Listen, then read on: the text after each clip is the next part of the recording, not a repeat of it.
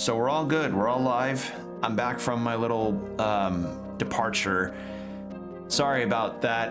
It was just scheduling conflicts alongside the convention happening led to not streaming for very long, but that's fine. We're back now, and I've got some stuff to talk about. Not a super whole lot, but hey, I mean, it was still a fun weekend overall. I have some stories to tell. So, what's on the docket today is that we are playing some more Ender Magnolia. And I don't know how far, I'm trying to remember exactly how far we've been. I think I remember where we last left off. Just trying to remember specific, like I'm trying to figure out how far in the game I might actually be, considering, you know, how many bosses and powers we've collected by now. I know we got the ability to burst through wall growths with the wolf. So that was our last leave off point, and I had managed to get some extra goodies as we were going around, and now we have an objective that takes us back to the lift, since we can now get back up that way. So there's that. But yeah, so as I have said multiple times in stream, I did go to a convention this past weekend, and I could say for certain that I did need it pretty badly. I needed that time to just, you know, talk and chill out with people and really feel just feel like some positive buzz, you know, because I wanted some time to just get to chill out with crowds and, you know, get some cool stuff. And I bought some stuff, I can tell you for certain, but I do have some, you know, little stories to tell. So some of the guests that were at this con were not only Marvel actors Charlie Cox and Mike Coulter, alongside Brandon Routh, who was Superman in Superman Returns back in 2006. They also had Baldur's Gate 3 VAs. Specifically, they had Neil Newbon, who, as many of us know, voice of Astarion, beloved character, you know, beloved vampire. Jennifer English and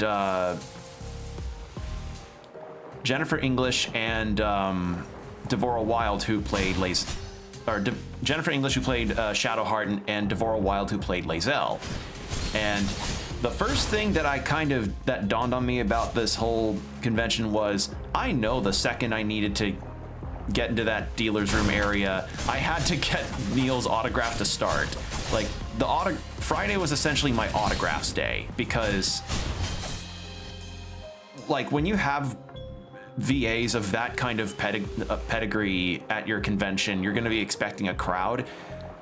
Yeah, there was a crowd. There was quite a crowd, and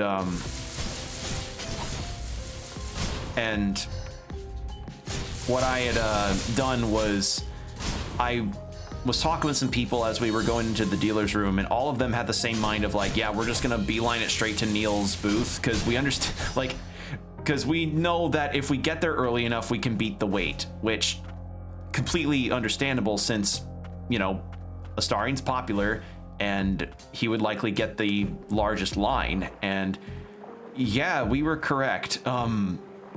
Because when I got there, I was towards the front of the non-VIP pass holders line, which, so for reference, like, every con always has like VIP and regular weekend pass holders, and I was at the near the very front of the non-VIP line, but the VIP line itself was already getting to be around like 30 plus people, and by the end of it all, including the line with the non-VIP people, I want to say I probably counted for around like easily around, I don't remember the full numbers, but it was definitely a lot, like probably 40, maybe 50 people, if not more. And Oh, that's why I can't do it, because it's in water. Okay, right. Red X means I can't do it. I'm trying to remember anything else that I'm missing. There's an item here, but I can't do that unless I got a tethering skill. We got the wall climb ability, which was what we got last time. That let us do a lot more stuff. And then we climbed our asses down here, found this barrier that we can't pass through, which is literally the only thing keeping from some of these areas to be completed. Then there's also this we haven't gotten before, but I think we get that after we go through this lift. Yeah, the line essentially got so big that we had to get sectioned off into groups of 20 or so. And when that happened, at one point I was able to actually get myself over to see Neil, and I did get an autograph and a selfie. So on my phone, I have a picture of not only my autograph from Neil Newbon, but my selfie with him as well. And he's such a sweet guy. And seeing how he interacted with other fans and those that were very, very emotional about getting to meet him, you love to see that kind of thing, you know? You love to see people be happy to meet people that are genuinely glad to meet their fans. And Neil was just a treasure throughout. Okay, right, these guys were fixing the lift. Ah, Lilac. It's taken us a while, but the grand lift should be up and running soon. While we wait, could you tell me more about Lilia? I think she was someone important to me. Lilia was a most gifted attuner. She was raised to be the next head of House Frost. When the other attuners retreated to the central stratum, Lilia chose to remain in the lower stratum to better help the homunculi. She had a kind heart and a reassuring smile. Everyone loved her. She was the best of us. But Lilia had a falling out with the Frosts, didn't she? What happened? It isn't my place to say. You'll just have to find and ask her yourself.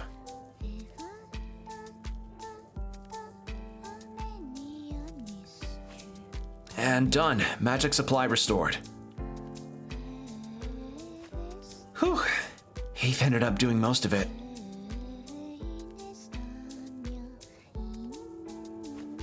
You got us this far. You should be the first to take it up. The attuners operate out of Central Stratum. I'm sure we'll bump into each other again. Okay. So Central Stratum is next. So, yeah, that was a very good time.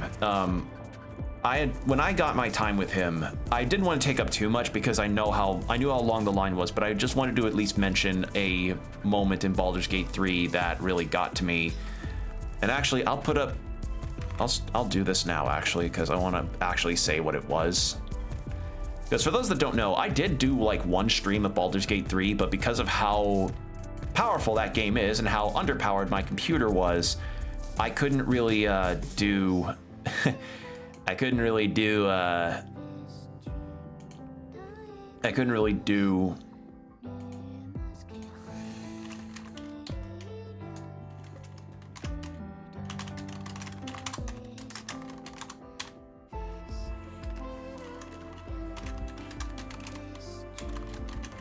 There we go. So spoiler for Baldur's Gate 3. So what I wanted to talk to him and say, what my piece that I said was that I really liked his performance, and one particular moment that he performed in that really, struck a chord with me and, touched my heart was after you hey! Sorry. Saw a big ass spider in front of my fucking TV screen. Scared the shit out of me. Oh wait, no, that was a mouse. Oh god. Oh, fucking peachy. Anyway, it was a moment in Act 3 where you as the party do inevitably fight Cazador, you know, because Cazador is mentioned a lot in Act 1. Hell, it's mentioned in Astarian's intro cutscene, you know, when you want to select either an origin character or your own Tav. Like, Cazador is the big bad in Astarian's story. And after that's done, after you fight and beat him, Astarian has his moment of wanting to be by himself for a little bit.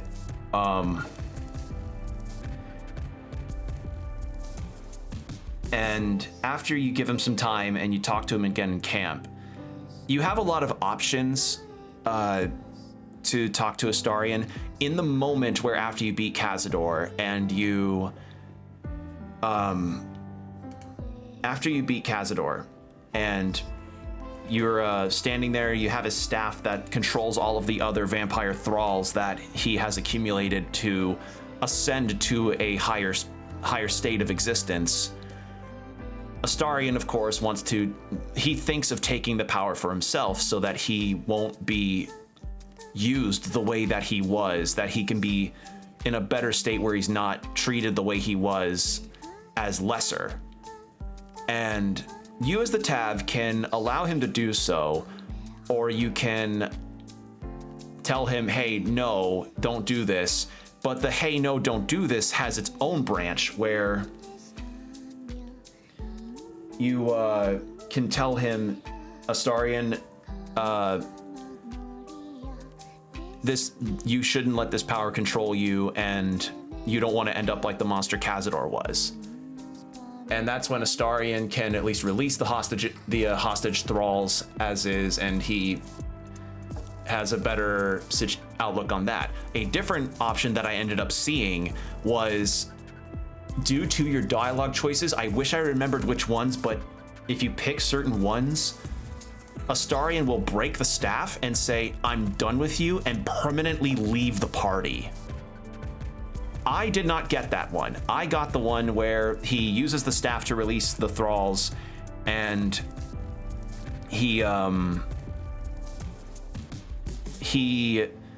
is just saying, I want to be alone for a while. So I then get to talk to him at camp later, and he says, I really appreciate you for stopping me there, because you were right. I would have become a monster like Cazador, and that after some time with thinking on this, that as I am enough.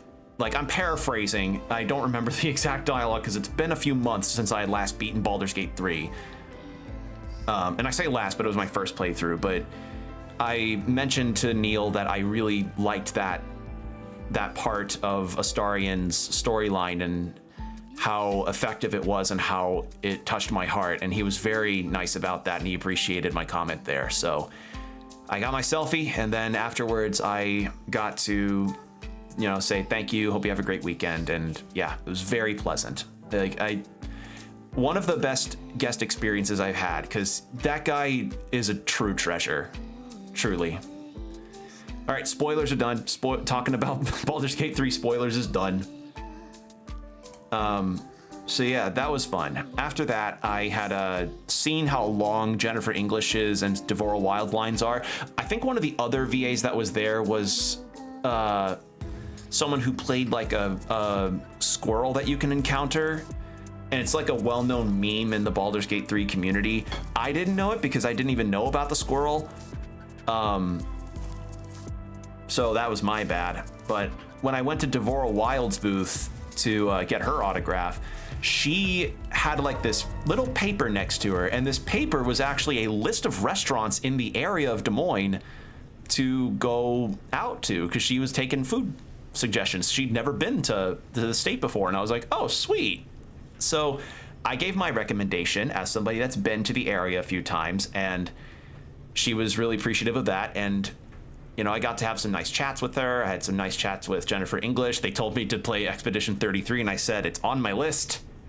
And yeah, that was a very nice time. I'm glad I got those out of the way first. I then got to talk to Eric Stewart for a little bit, because I wanted to get his autograph on my Slayers DVD set, because as you all know, I've been a huge fan of the Slayers franchise for a while. I've read all the light novels, and I own the first 3 seasons on DVD, And I already have that exact same DVD set signed by Lisa Ortiz. So I got to get Eric Stewart's autograph on it now, which I realize how easily I lucked out on that, because roughly like last September when I went to a con that he was guesting at, I forgot that DVD at my house. So I was like, ah, shit. But this time I remembered. So I got a second chance on that, which was really nice. So yeah, after that, I walked around for a while and I attended some events, mostly around creative writing and that's kind of it. Like, it's mostly creative writing, me walking around and talking to people and finding things to buy, scoping out some booths. There was one booth that I knew I needed to go see. I felt a little overdue for some fancy dice. And there was this one dice booth that was going to be there that had dice made out of all sorts of different types of materials, one of which was geode. So I scoped out which ones I wanted to pick out. Then I thought, okay, I got to budget this because, you know I'm spending a shit ton of money, but I want to know where I'm going to be spending a shit ton of money. So I went and I looked around, and then I was like, okay, I know what I have an idea of it. I just need to make doubly sure that I'm making right purchases. And yeah, so that's the idea. As for other things that went down, it was just, as I said, mostly me talking, walking around, and going to events and stuff. And after that, I went to this one restaurant that was like a Louisiana-style place. It was really good. And overall, good time. First day. Second day of the con, I attempted to try and fully dress up as Nero from Devil May Cry 5, but I sadly found out that the wig was too small, and even if it wasn't too small, as I've grown my hair out more, my hair is too thick for me to fit wigs on very well, so yeah, I just kind of rocked the regular outfit for the day, but that was fine. I got to chat to some Devil May Cry cosplayers, and they were really cool, and yeah, it was just very pleasant.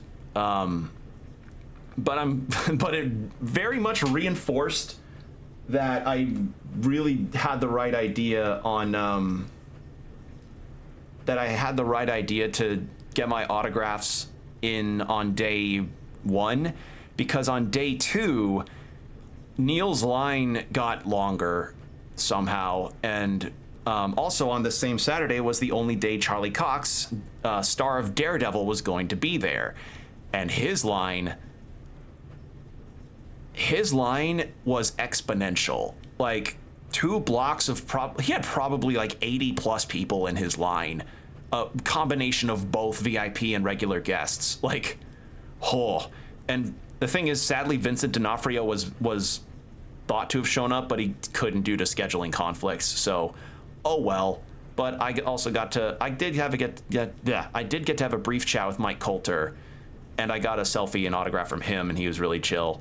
And after that, I just kind of spent more money, walked around. One purchase, aside from the geode dice that I was really glad that I found, was a booth that did plushies. And one plushie that particularly made me drop my jaw in shock was a plushie of Waka from Paper Mario.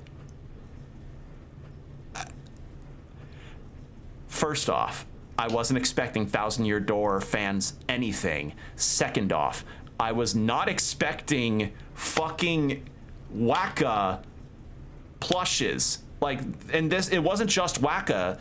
This person also had fuzzies. You know the little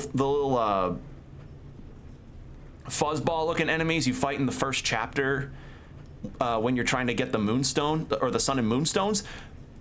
They had plushies of those. So I got myself a Waka plush that had like a little bandage on the top, because like you just bonked him on the head. They also had one that was of Waka, but with the bump attached to him, like the Waka bump. But I just wanted to get the regular kind. And the artist for that, I will tell you now, was Tiny Star Productions. Go check them out. Please, this plushie is incredible quality. It's so fuzzy and has a very good heft to it. Very, very squeezable. Love that thing. I could not be happier with that. Aside from that, other things that I had done was, aside from that, it was still just a lot of creative writing stuff that I went to, because I want to start getting into writing again. And I also had gone to the cosplay contest. I just kind of wanted to see the entries more than anything. I didn't really, like, I just wanted to see people's cosplays, because I love doing that. I like seeing cool cosplays, and I saw a lot of cool ones. And funny enough, there was this one guy who was dressed as the Lethal Company astronaut, and I recognized him because he gave me his card, because I guess this guy's like a cosplay model. He was the guy that dressed up as Man Ray for a con that I met him at last year, and I was like, oh shit, I remember you. And sure enough, like on the day two where he was slated to go on stage, this guy showed up again as Man Ray and had like a license. It was like a prop license or something to show to reference the Are You Patrick Star scene, and I thought that was awesome. So fair to say, I was pleased with that. But then but seeing some of the other ones, I was like, oh shit, I wasn't thinking that would show up. Some Baldur's Gate 3 cosplayers were shown, which was really cool, but someone dressed up as Elster from Signalis, and I'm so mad I could not find them again to get a picture, because, you know, I really like Signalis, and I don't ever see cosplays of Signalis characters at all. I know they exist, I've just not seen one yet. So seeing that, I was like, oh shit, cool. And somebody cosplayed as Glamrock Freddy and had like the lights in the eyes and everything. That was really neat too. So yeah, it was just a good showing all around of costumes. Like, cosplay is so cool. Cosplay is just so cool. I enjoyed it so much. Like, just seeing what people can do is so fun. You know, whether you get your costumes like from an online store and make them yourself, you're cosplaying and you're having fun, and that's always the best part of it. Aside from that, I also decided to go get some food for myself.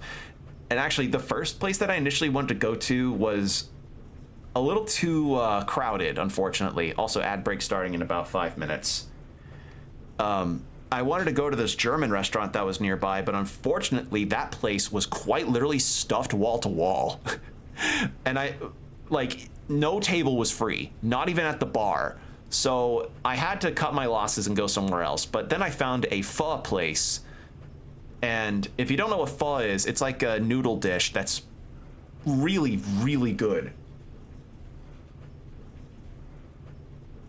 Extremely flavorful. And I had like this spicy beef soup that was really tasty alongside some wontons and I just had a beer with it. It was very nice, very good time.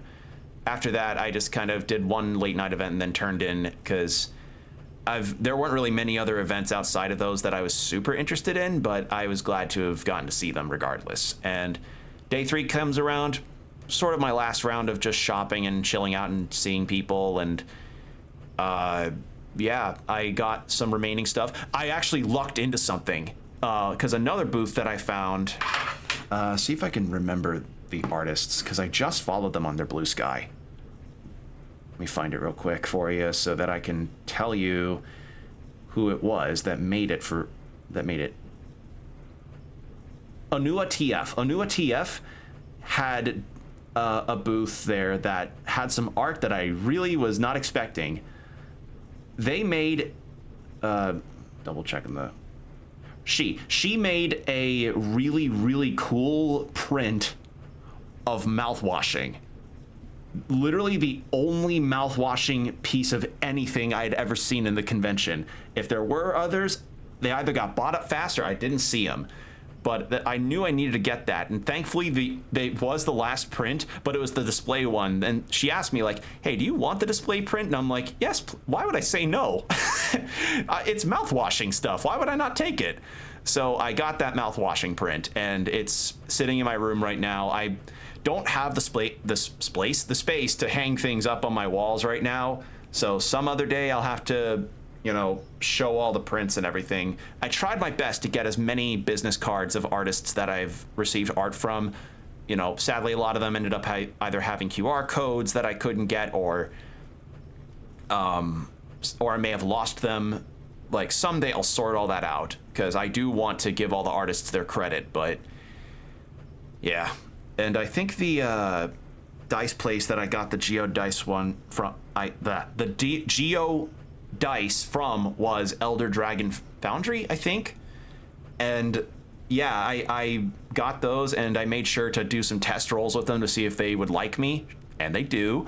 And I also made sure they weren't weighted, because they did roll some bad ones on some good ones as well. I got a 17, I would get an 8, I would get a 2, I would get a 12. They're legitimate, and they're handmade, and they're beautiful. Like, it's this beautiful blue color, like blue, gray, and a little bit of black, just gorgeous. And yeah, I let's see, other things that I got. I got this 3D printed Switch card carrier in the shape of a great ball, which I was really glad about, because I'm a proponent, I'm a believer of getting physical media, and Switch games I want to get more physical things of. I just, you know, I'm gonna lose space in my current Switch game case thing, so having one more on hand and a cool thing like that would be really nice. And also it had little slots for SD cards too, which is also extremely convenient. So yeah. Trying to remember other highlighted purchases. I bought a cute little Makar keychain plush alongside a Makar pin. I bought 2 figures, one of Kurama from Yu Yu Hakusho and Law from One Piece. My first One Piece figure, and I picked Law because Law is like up there as one of my favorite One Piece characters. Besides that, trying to remember other. I have others. There was one. I bought a Scanty and Knee Socks standee as well from Panty and Stocking. That was also a really cool purchase, and it felt good given the new season will be coming out sometime. But yeah, that's nice. Anyway, 3-minute ad break's about to start. I'll talk more about it after. So 3 minutes of ads, then 1 hour of no pre-rolls. BRB, everybody.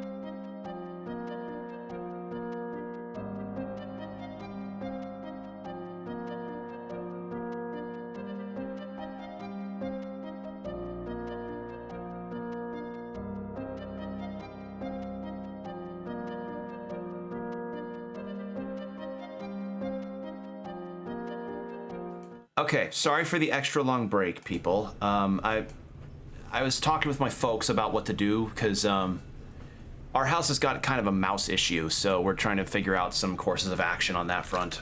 But yeah. Okay, back onto the lift and the stories. The writing panels that I attended were very informative as far as helping with the creative process and making sure that, you know, you had tools that you needed to really make sure your writing stood out. And, you know, getting to chat with the speakers and what have you were very, very nice. And yeah, that's mostly what I did. It was just a regular con weekend for me. Like, didn't have any major announcements, but it didn't need to be, you know. I've had a good time. So yeah, it was a very nice weekend. Finally, we're almost at the central stratum. Yes, thanks to you. No, it was thanks to all of you. I could never have done this by myself. Give yourself some credit. You are a skilled and courageous attuner. Is it courage or something else? Don't mutilated homunculi scare you even a little? I don't remember much from before I fell, but I think I had strong bonds with the homunculi. If I have the power to help them, I owe it to myself to try. Let us hope we can find Lilia. If you did indeed fall from above, she should be in the central stratum. Yeah, I hope we find her. All right.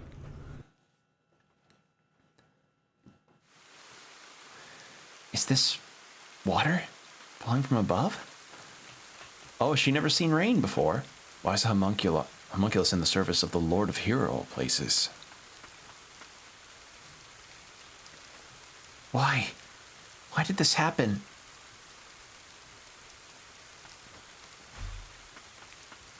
Central City is done for. A lot of dead people.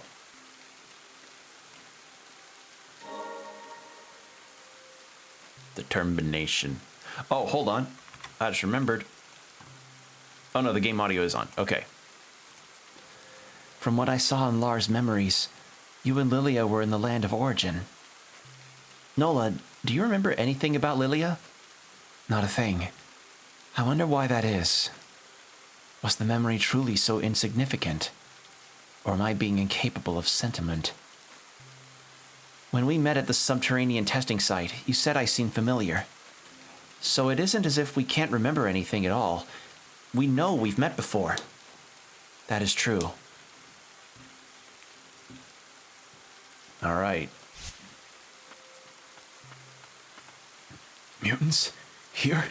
Someone help!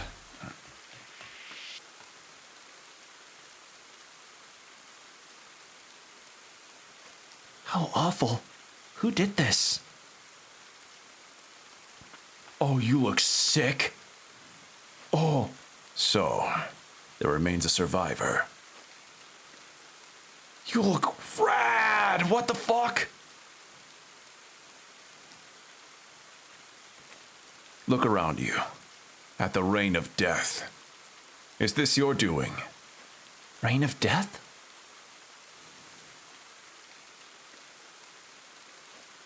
An attuner carrying the blood of the ancients should have been dealt with sooner. Why have you done this? I am Gilroy. As an administrator, it is my duty to protect this nation. As an administrator, it is my duty to use spreadsheets for this nation. As an administrator, it's my duty to do data entry. As an administrator, it's my duty to do data analysis. Detestable puppet of Abelia. I will cut you down with my own hands. Oh, starting off with the boss. Ow! Oh, you hurt!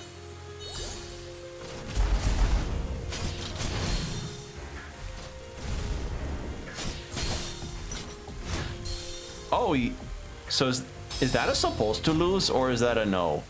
No, I'm supposed to win that. Okay. Well, let's see what's to the right. Holy shit.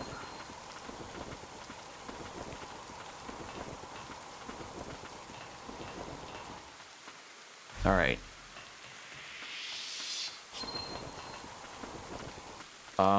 What's this way? Beautiful fucking vista is what it is. Why? Why did this happen?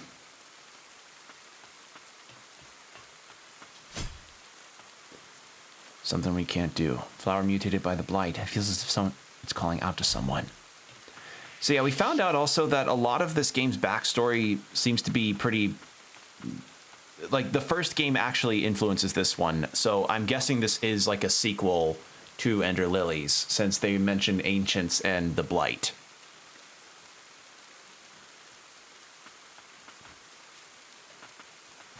Now what I'm also wondering is... Yeah, there's nothing of interest here aside from the flower. So yeah, we just start with a boss fight. I did not know about this. All right.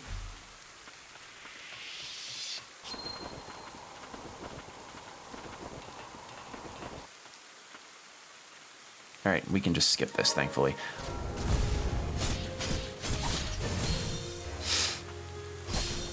Okay.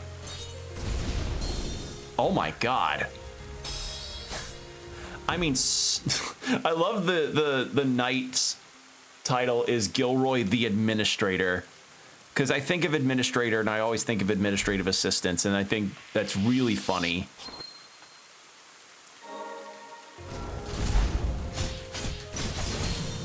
God, that's fast. Holy.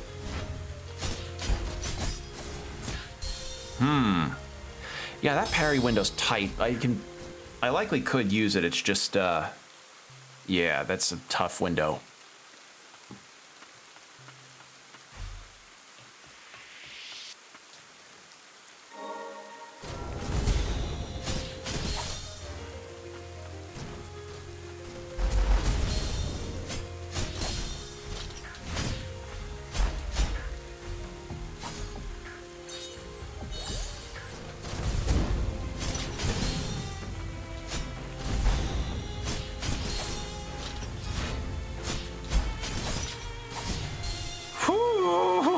This guy's cool. Okay. Let's keep going. Okay, so I have to be standing still.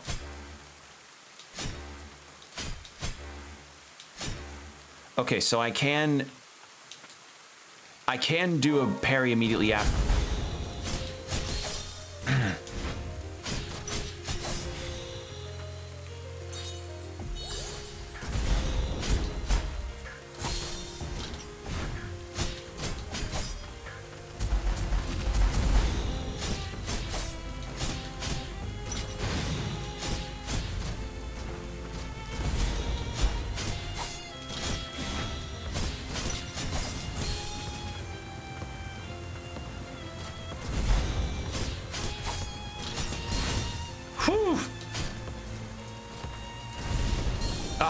Too early. I did too early there. Oh, this guy is rad. Oh, I love this studio and its visual design. Oh.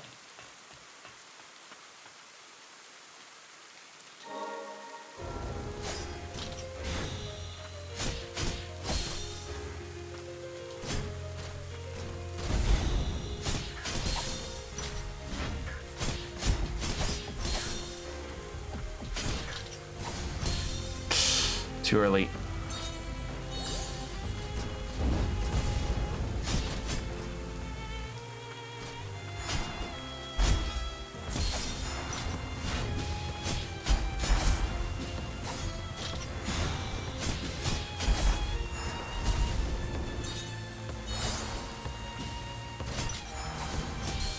Too early.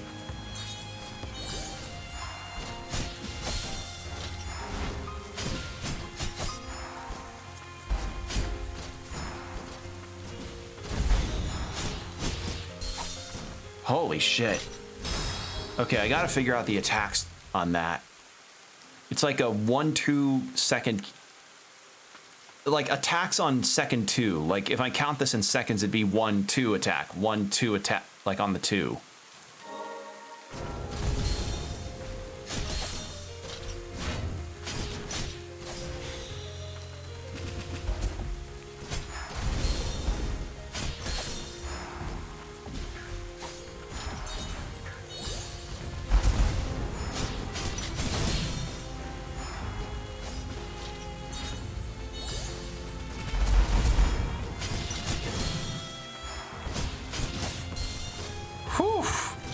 he's fast too.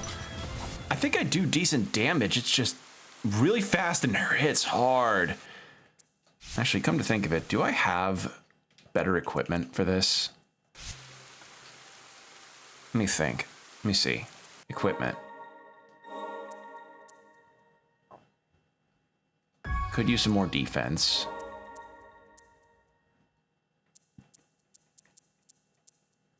Go with Chloe's bracelet. It's like a gift from a loved one, yeah. Okay, and that's good on those, and we're keeping that since one, that's our only totem, and two, that's a revive, and I'll take that. I don't know how much of a difference in extra points in defense and health can be, but we'll see.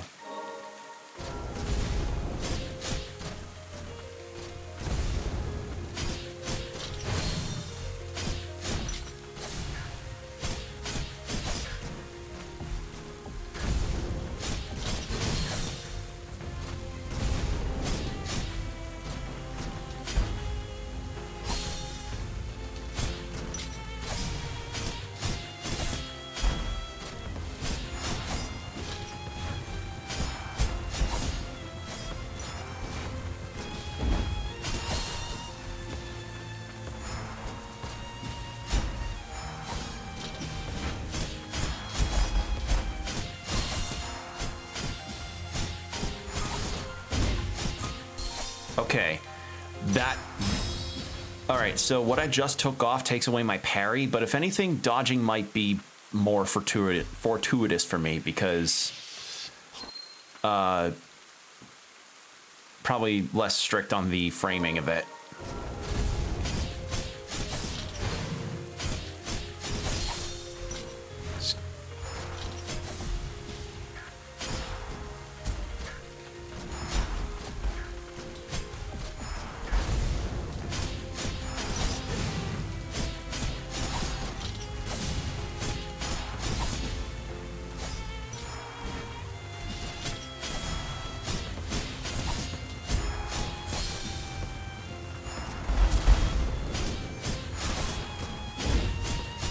There we go. Ow.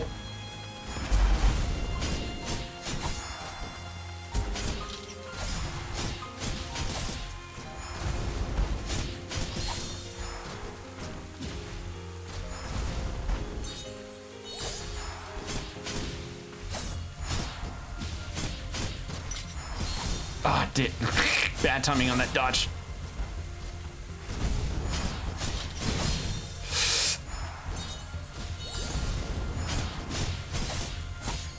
Oh, got me right on that. Shit.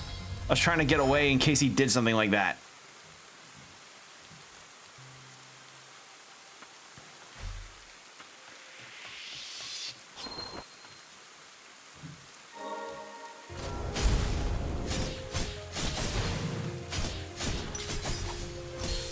Bad direction to dodge in. That was bad too.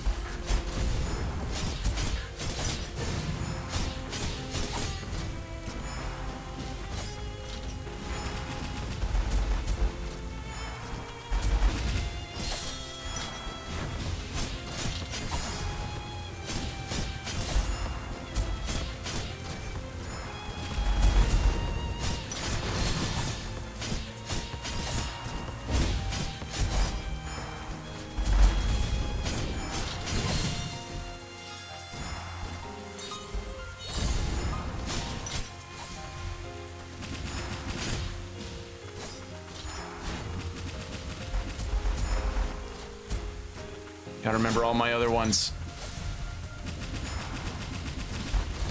Yeah, because the guns in particular shave down the stagger by a lot. Ow.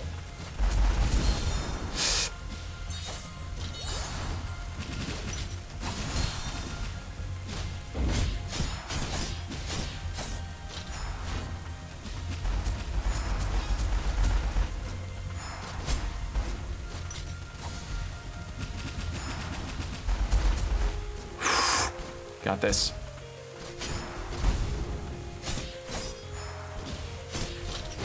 Ah! God, that's tough. That's tough, but it's possible. We can do it.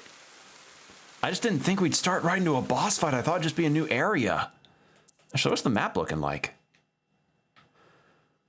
Okay, so likely more stuff inside this mansion. And it'll be its own map.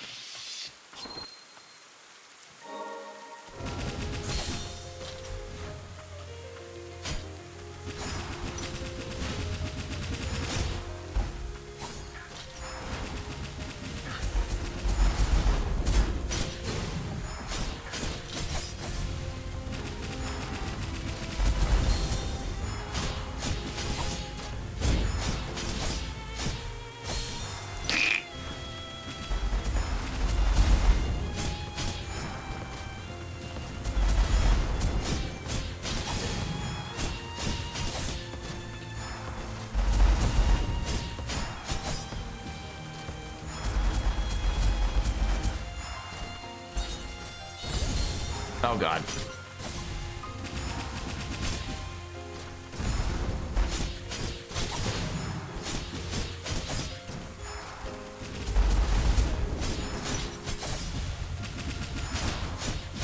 There we go.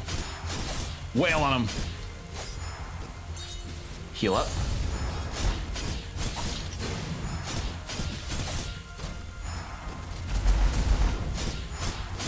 Oh God. No. Oh no, I lost. Oh God. All right, first impressions on this is really high.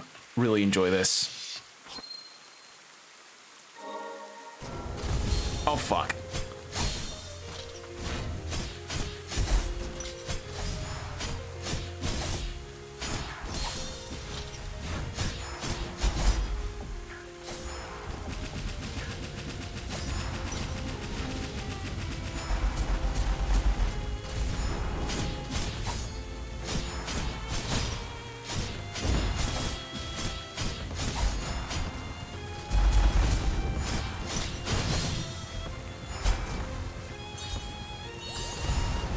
Oh, you can go. Oh, you have a very long range with that attack. Okay.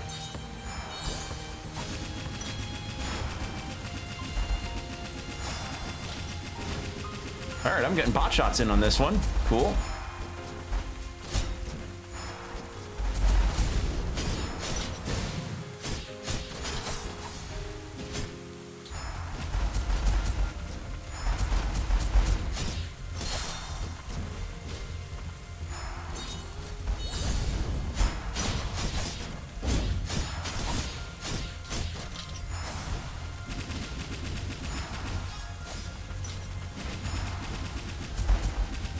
Get the chip damage.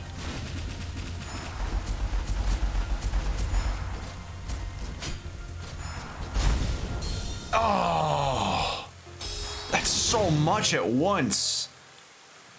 Like my survivability is 2 hits at most and then I'm down. Holy shit, this is the average Dark Souls boss. Ornstein motherfucker. Looks sick as hell, though.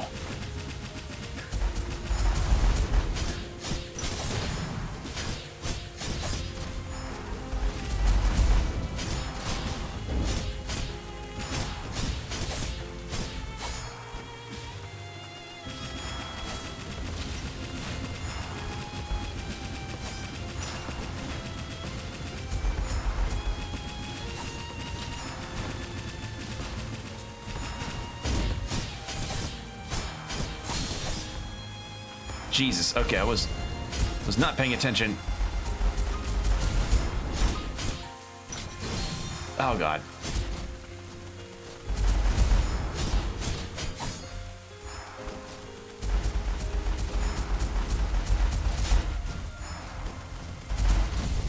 Wait, does he have shield energy built up and then explodes it? Okay, no, never mind. I thought maybe my attacks influenced him doing the shield attack. Looks like that is not the case. There we go, dust on him.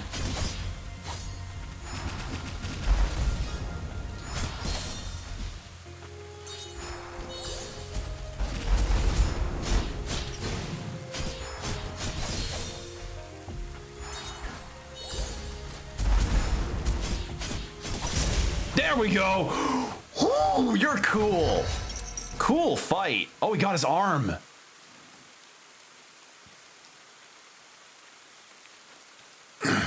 Time to end this. Lilac, stand back. Something isn't right. It can't be. What are you doing here? You know me? Who are you? At my limit. Need to replace. So this is it.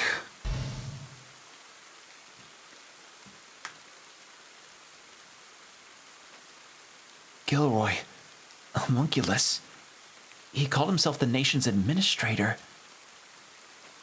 The cause of my nightmares. It's him. The one that sealed me away. I'm certain of it.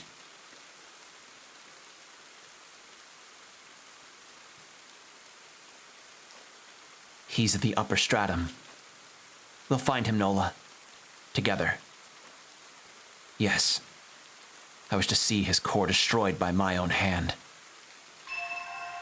A tuner are... Oh, we have special moves now. Oh, I remember these were in the first game. Yeah, these were cool.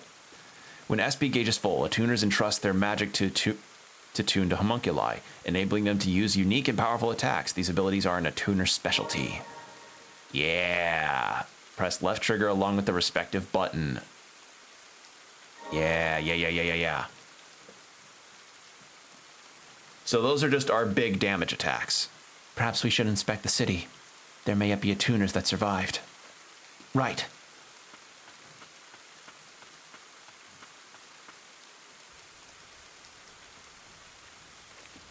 Lilac, you're safe. The attuners in the central stratum. They... That mutant again. All the survivors in the central stratum. If only we'd arrived sooner. I just can't believe it. The homunculus that was meant to protect the head of the house has turned into one of the worst mutants. I don't want to see anyone else die. We have to stop Gilroy. I hear you, but that's easier said than done. Look, we're here to help. That's why we brought this restoration device. With it, we can repair arcane instruments and amulets. You'll need an attuner to decipher the runes after all. Thank you. Also, after Gordon found the Grand Lift was working again, he said he'd get a craftery set up here as well. I'm going back down to the lower stratum for now. Come see me sometime. The chief attuner mentioned he was going back to the lower stratum. Maybe he still has business down the crystalline realm. Okay, so now we need to reach the upper stratum. So now we can refine more of our stuff. We've refined that already, and these can only be refined once.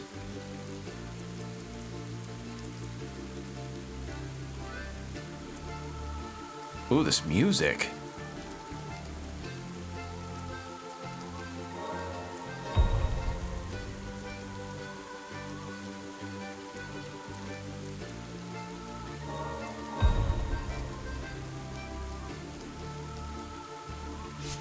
Ooh. With the Grand Lift restored, I was able to reach the boss and set up shop here. While I may not be as skilled as the boss, I'll do everything I can to be of service. Okay. Yeah, we'll buy one of these. More relic slots are always good. Oh, this music! I need to find out who's the composer of this game, because goddamn, they do a good job. Alright, let's rest. Maybe we have some dialogue about the homunculus. No, we don't. But we can fight Gilroy again. That's always a plus. Alright, I think we're good on that. By the way, the chief attuner said he had something to look into and went off by himself. So many casualties. I'm sure it weighs on him too. Ooh.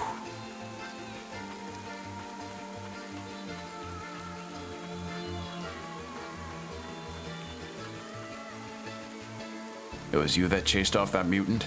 I suppose you youngins have your days. Alright, cool, I guess. Way to be completely disingenuous about someone saving your ass, but sure. My friends, none of them made it. But here I am, still among the living. Alright. Thank you for fixing the grand lift. Can't believe I can go home now. You chased that homunculus away too, didn't you? And you aren't even that much older than me. Here, take this. My sister and I made it with whatever we could get our hands on. It was meant for House Milius, but you can have it.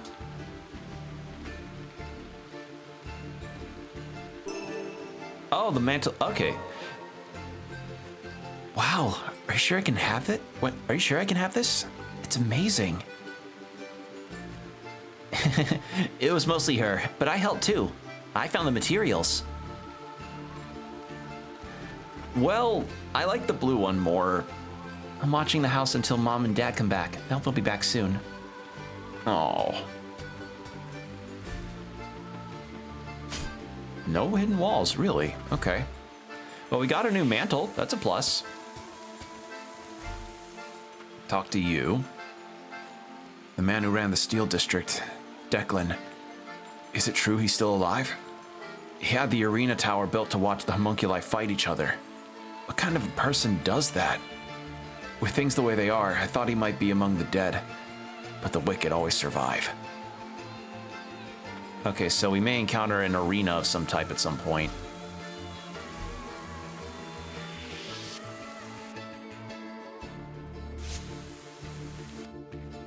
Oh, this track is gorgeous. This game's music is so pretty. So take it, yeah, that's just the other side for that wall.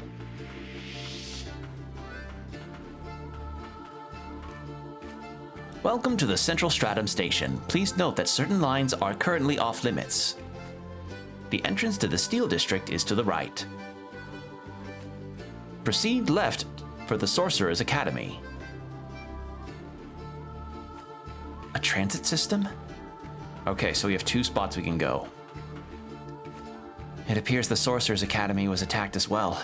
I took refuge here. Alright. So let's... Sorcerer's Academy, I guess.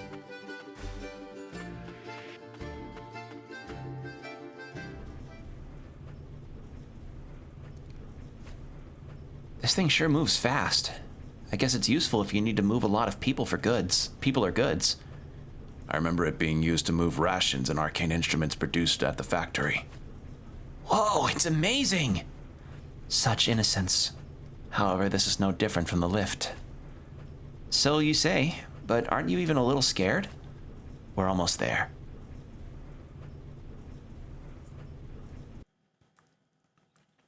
Again, I find it fun that we actually get to interact with the bosses. It's a cute touch. It always felt odd that a homunculus was put in charge. Oh, so something messed up here pretty badly. We might get to fight the head of the academy.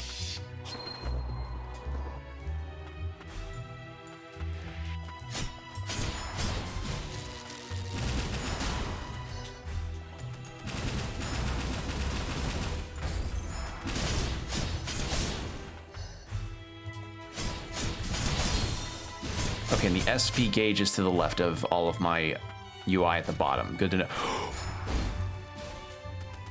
What the fuck? This thing looks...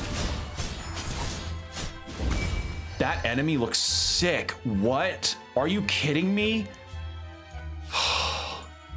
Man, I tell you, something about, like, armor designs in, like, a dystopian sci-fi-ish setting. Like, the combination of science fiction and fantasy with that kind of armor set is the sickest shit ever. It's so cool. Like, you know what I mean, though. You know what I mean, right? How you'll have a very future setting, but still have armor-based, kind of like the the big robots in Baldur's Gate. Well, actually, no, it's more fantasy. You know what I mean. Lilac, you are alive. You know me? That uniform is from Miss Lucienne. Lucian? Miss Lucian, Academy's finest. Evacuating students. Beware. Can you take us to her? Miss Lucian. Error. Caution dangerous. Priority rescue. Occupied. Occupied. Okay, so we are known here.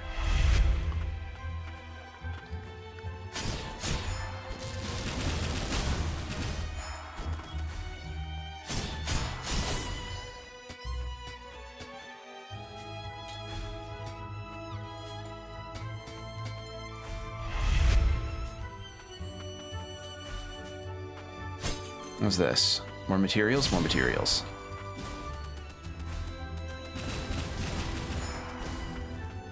Thank God for fall damage in this game. It is my best friend.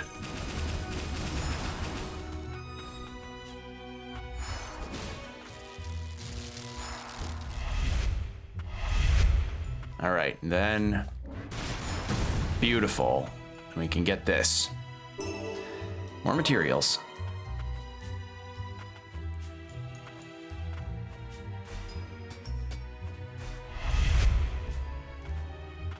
Okay, so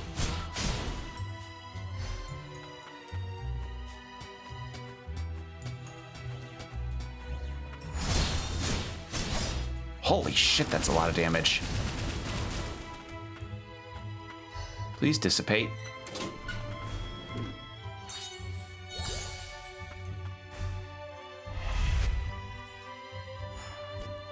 Whoa, hello.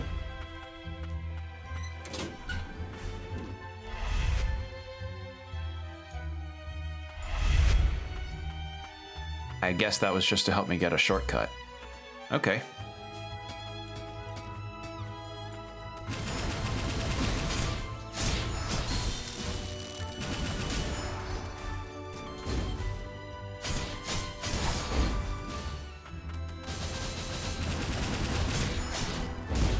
God, this thing looks sick.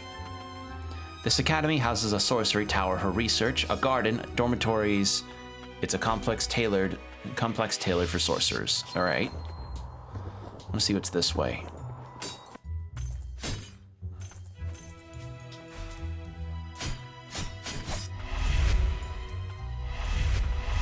Oh, and there's a thing. How do I get to that? Oh, I see. I think, wait, do I see? Hold on.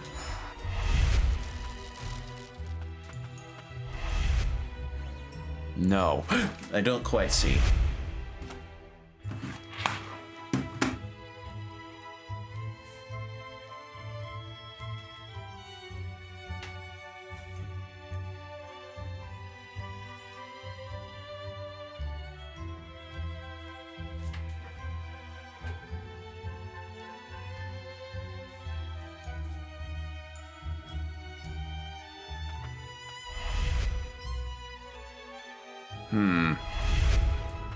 So, how am I supposed to get there then? Maybe it's supposed to be loop around.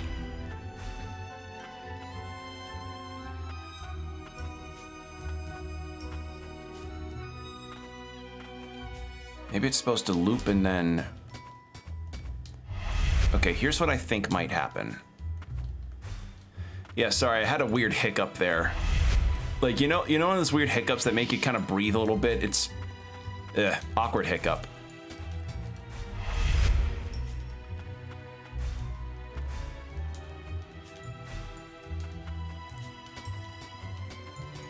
Oh, and precious pots that can break open too. Oh. Okay, so there's a thing.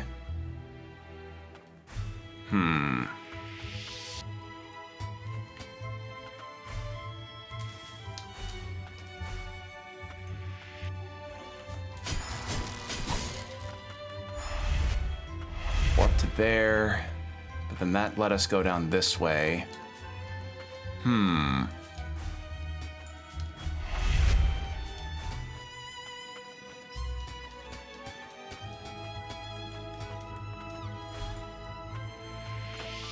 then this took me all the way down to there. This takes me all the way back up to there again.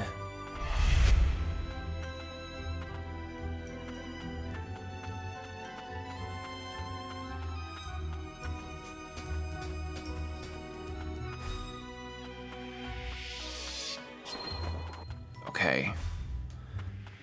Well, let's see what else is around here for me to do.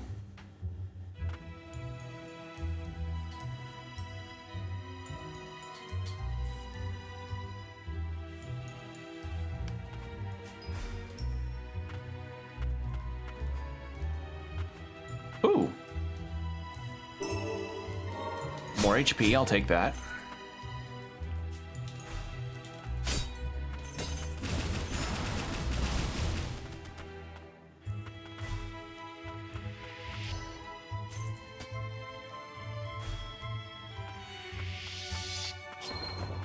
Okay, is that everything in this area? Probably not quite, but hey, we got a lot of stuff.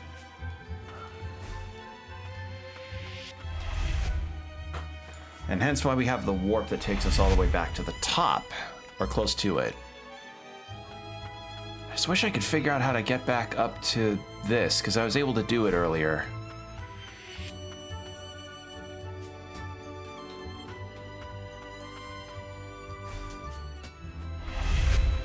There's that. Is that it? Okay, so then... this one? Yep, there we go. Open that up, and now... Oh, a lot of materials. And we get... Bloodstained Stuffed Toy. Reduces damage taken from enemies by 25% when inflicted with Blaze Freeze or Shock status. A toy imbued with protective magic. It was often seen in the company of one of the Academy students, but its owner's whereabouts are unknown. Okay, so that increases my defense if I'm afflicted with a status ailment. Well, I don't know if I would want that, considering, like, if I have a status ailment, I don't want to get hit with status ailments anyway, and I've not encountered having that happen to me, so yeah. Okay, well, we've got all that now. Not everything, but we have a lot. Oh my god, will these designs stop being so sick? What? God, I would love to see more fan art from this duology of games. I don't know if this will be a series, but I really hope it... One, I hope more does happen if possible, and two, that this just gets more popularity, because god damn, this game's cool. Elisa, what's wrong?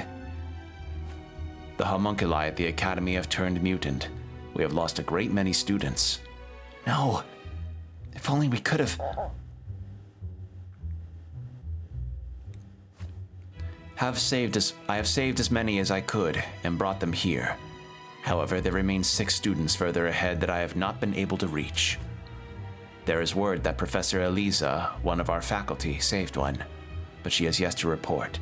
Please be careful. Please let them know if it's safe here. It is safe here. Tell them they can reach me, Isabel. And please be careful. Professor Is it Eliza or Eliza? I think it's Eliza. Eliza has not been heard from since her rescue attempt.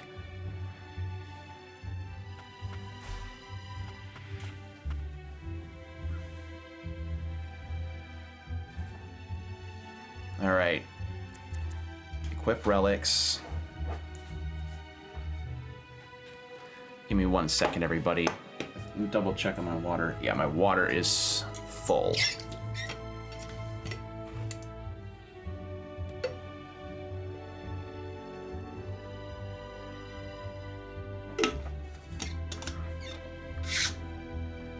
I do actually need to use the restroom real quick, so if you all pardon me real quick. Sorry for all the BRBs. I promise I'll be right back. Don't go anywhere. Enjoy the music.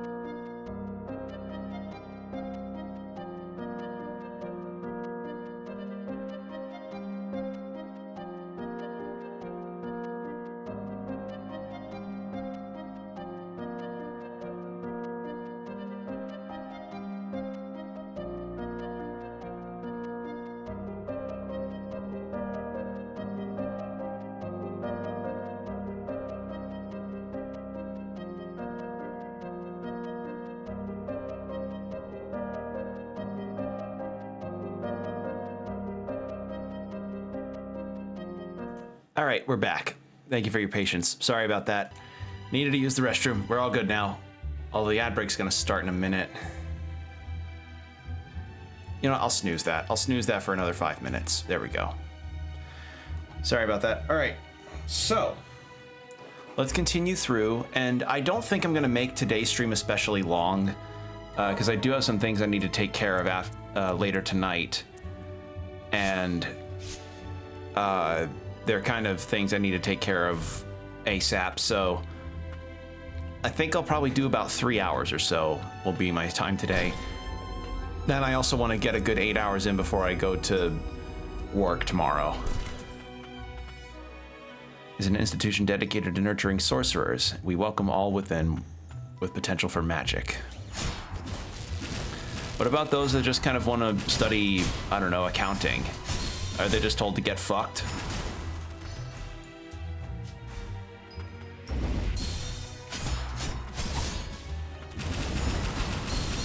Oh, magic robots. Okay. Okay, and dodging decreases fire on us. Just like in fucking Monster Hunter.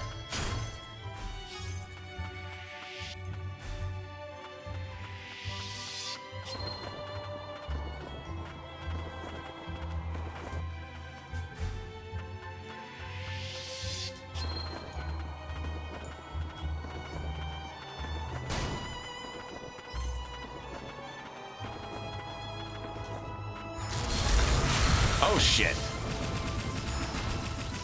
Okay, so we have multiple types.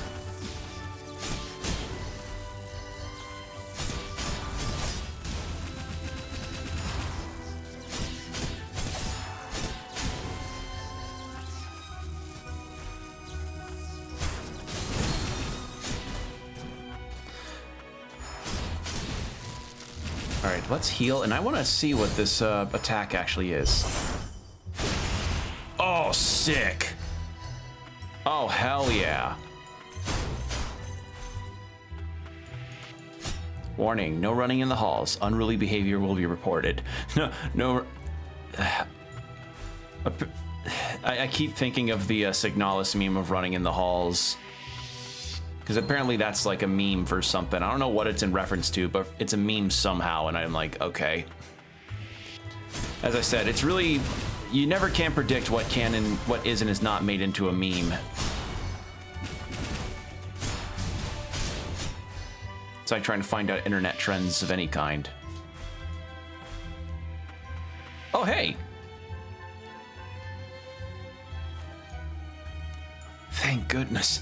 Are the faculty still conducting rescues? All right, so that's one student. I didn't even know they were there. I just kind of was fucking around.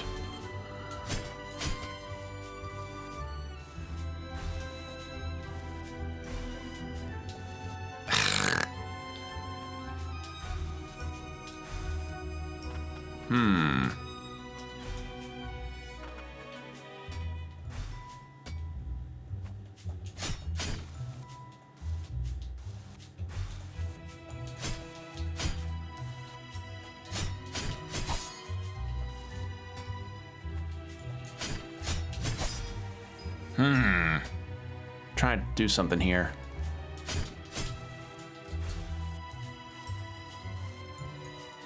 Nope, nothing.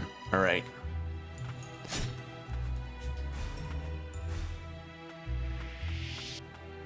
How about we do it this way instead of the regular elevator? Is there anything I can spy on the other side here?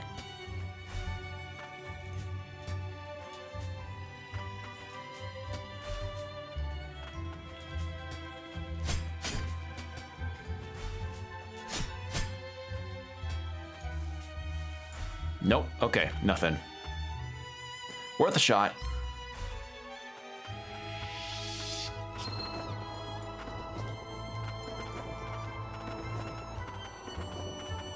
So yeah, it seems we have quite a bit of game left actually, which is really awesome because I like getting to explore this world, and getting to see how everything plays out is really fun.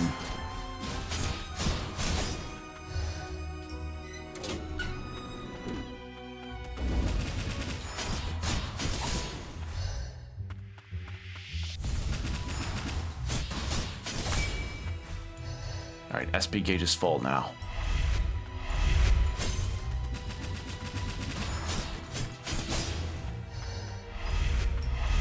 All right, well, the ads are gonna start in about a minute. And I already used a snooze. I don't want to use all my snoozes right now. So I'm gonna go ahead and let you all know about that. So BRB will have to go up again, unfortunately. Sorry for the weird energy. It's just, it happens.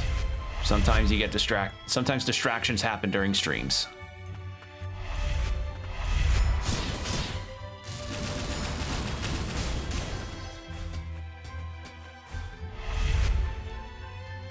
Okay, so that takes me back to there.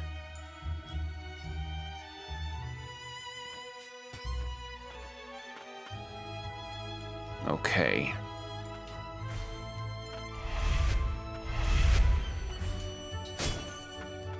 Then we have this, which takes us to...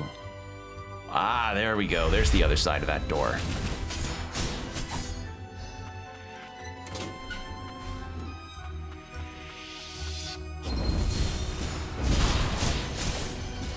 There we are. Barrel through. Okay, then we have to go through the other side of somewhere else to then get that open as well. But we'll take care of that after the ads. So 3 minutes of ads, then no pre-rolls for an hour. So yeah, did what I could on that snooze. I just don't want to use up too much of them. So yeah, BRB everybody, get some water, stretch, do whatever you need to do.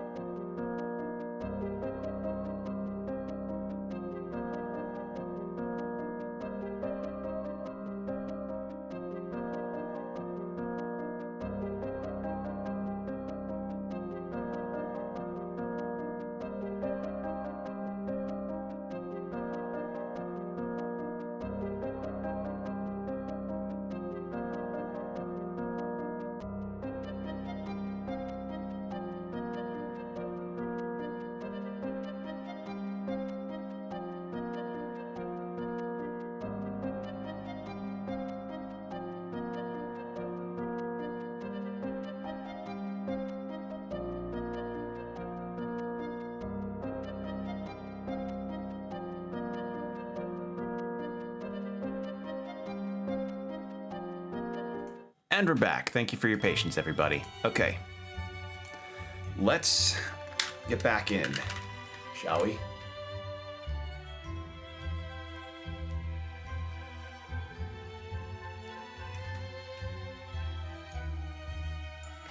All right. So something else that I've been really into besides the con that I went to recently, y'all, Epic the Musical is really rooted into my skull. Like it's been bad. Like I've been looking up animatics of different artists and animators and seeing what they do to interpret scenes and how characters act towards each other. And like that's just been an absolute joy for me lately to see the things that people do for this musical and how the details just keep adding on to each other.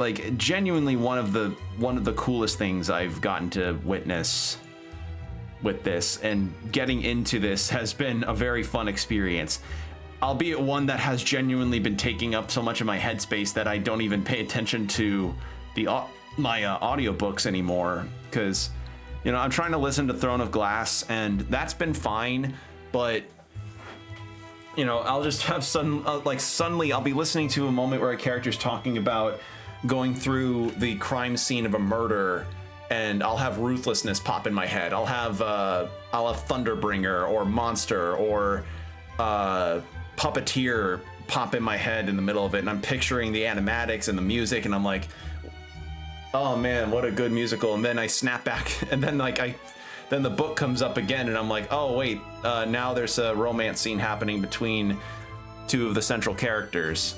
Like I'm just having gaps in my audiobook listening because this musical has just been, it's just in my brain, you know? Like I've not had it this bad in a long time for anything. So that's been my current brain rot, and I've gotten I found some musicals in particular, some animatics for this musical in particular that have kind of shot up to be some real favorites of mine. Someday I may list out some ones that I really like, but I know more on the way. One of the top ones I know in the Epic fan base is one by the name of Neil Illustrations. Like that's a name people are very much aware of when it comes to these musical compilations, and for good reason. You know, Neil Illustrations is a fucking phenomenal artist, and the way that she interprets the characters, especially the Greek pantheon, is absolutely a treat. Like, holy shit. But some others that I really enjoy, what was the name of them? What was their name again? They did an animatic of the final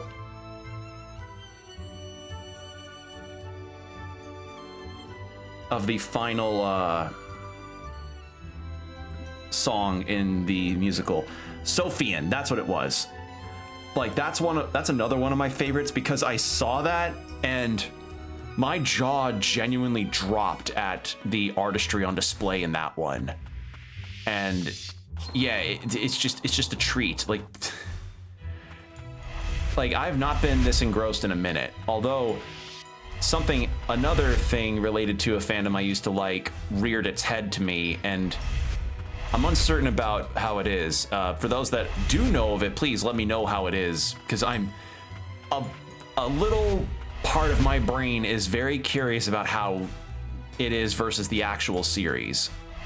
So for those that don't know, I used to be a huge fan of RWBY, like a really big fan. I went to Rooster Teeth's convention twice before they had had all of those awful scandals and shut down back in, Jesus, I think last year. And Professor Isabel, thanks. All right. And I had gone through and I was huffing the copium trying to see if there's anything salvageable, but I stopped after the 8th season, and then season 9 dropped, or volume 9 as they called it. And people were not positive towards that one. Like a small part of me debated on trying that one out, like, you know, to see if it's as bad as people say it is, but the ship has sailed on that. You know, I don't think, like, I know Ruby is gonna survive because Viz Media is backing it now, and I know Rooster Teeth's trying to come back into the knowledge of everything, but I think after all the shit that has happened with that company, there's no coming back. Like, I'm not gonna be watching their stuff again. But I saw apparently there's someone doing their own series that's like a soft reboot almost. Like, I don't know if it's official or, like, I don't know how official it is, because it looks like it was made with the Maya art style that Ruby changed to after Volume 3. So I'm very curious about it.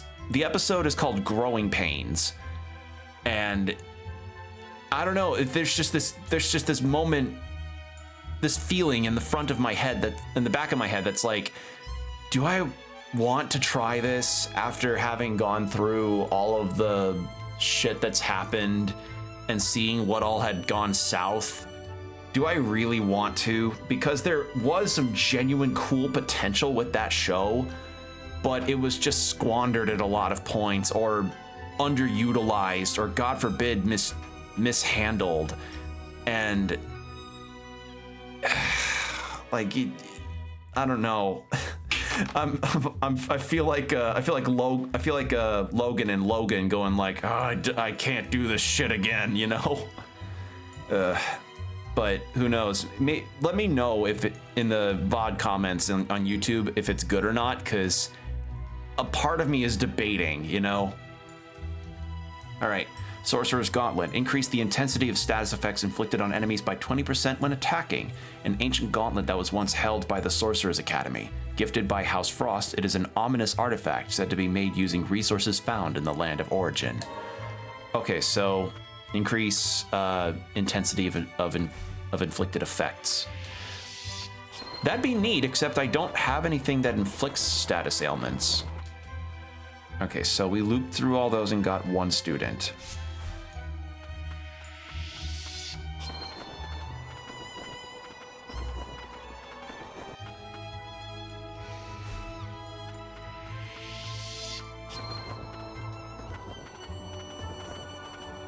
Okay, so we shot all the way across here and found that door, so...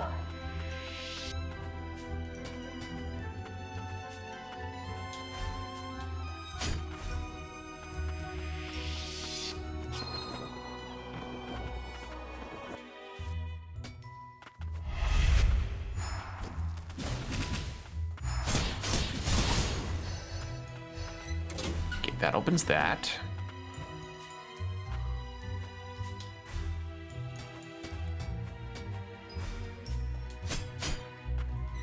Open that. Now we're all set. Now what I'm curious about is... let's go across up and see if we can head up any further on there. This is the deal about Metroidvania. Sometimes you gotta inch out every bit of momentum and movement you've got.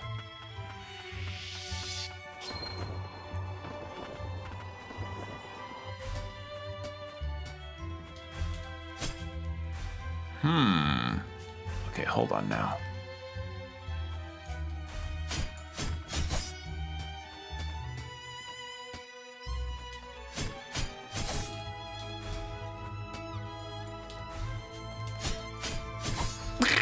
God damn it.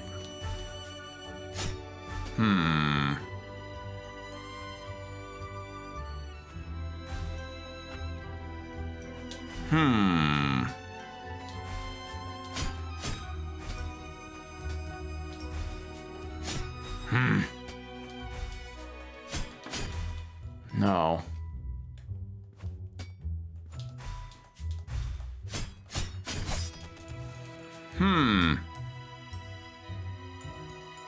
I don't think it's gonna work.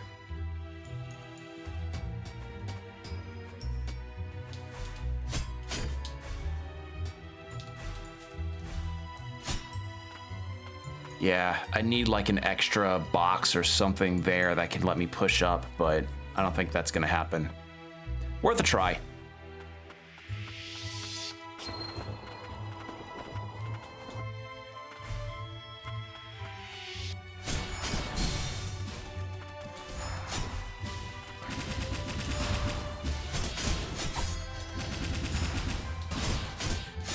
There we go. LTA? Oh, right! No, I do have a tether skill. Oh, shit! Wait, then I can go all the way back to the... Oh. But I could use a closer bench, though. I forgot that I had that. Oops. Well, I know now.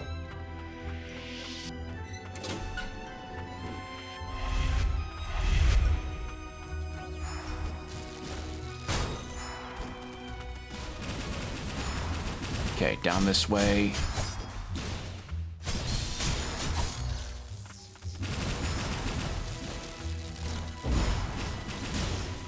All right, and then this gets up here. And then, oh, that didn't take me into that room, really? Odd. Okay. In that case...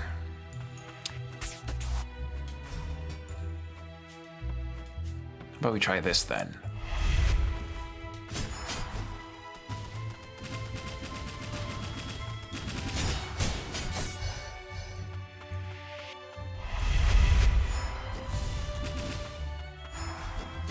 Pay more attention since I've got no heals left.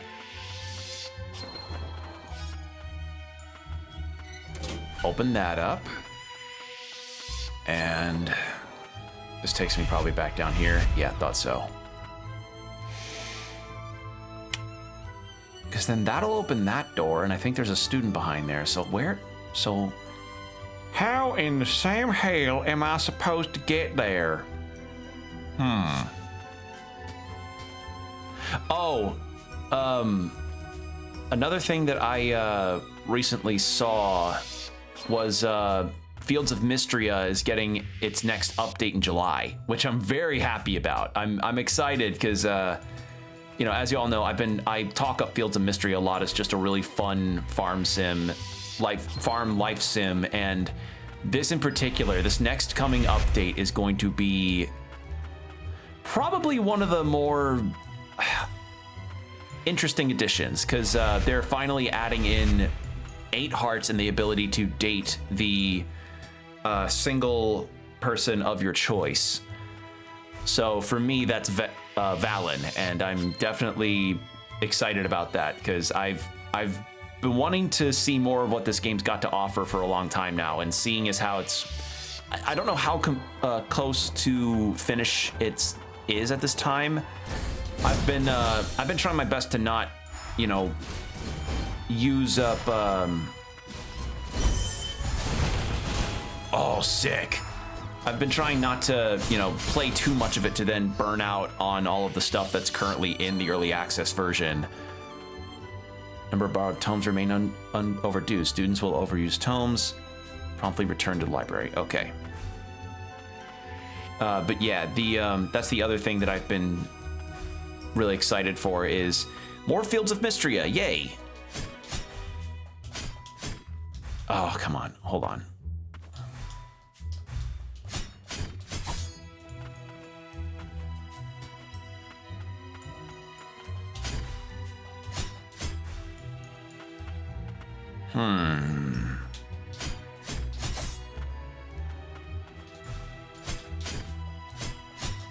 Oh, if I could just...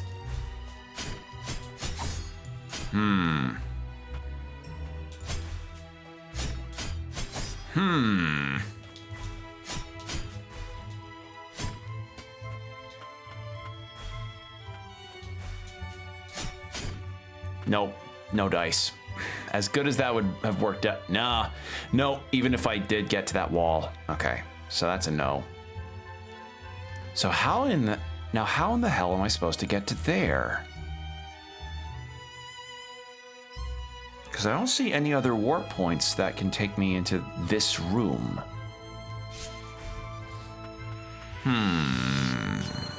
Let's search around a little more on this.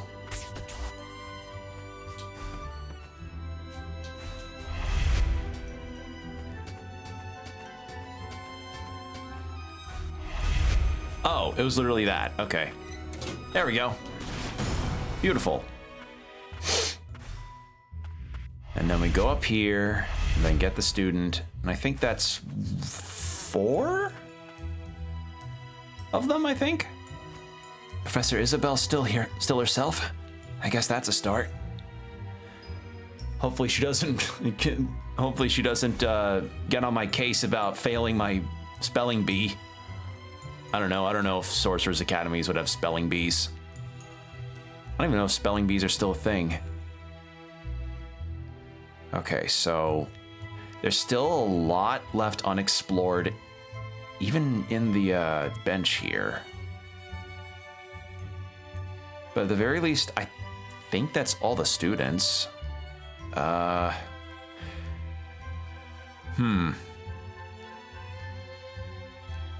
I know there's probably stuff up here to get, but I don't know if I can... I don't have what I can use to get to that right now. Or to that, for that matter. I feel like it's either another jump or something different. So, I guess we'll just move down then.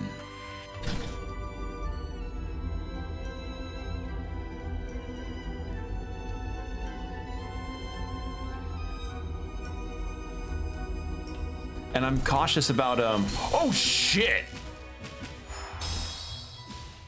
Well, as I was gonna say, I'm cautious about what is and is not explorable because, I still have the, I have the inkling that maybe there's a final ending attached to some kind of collectible.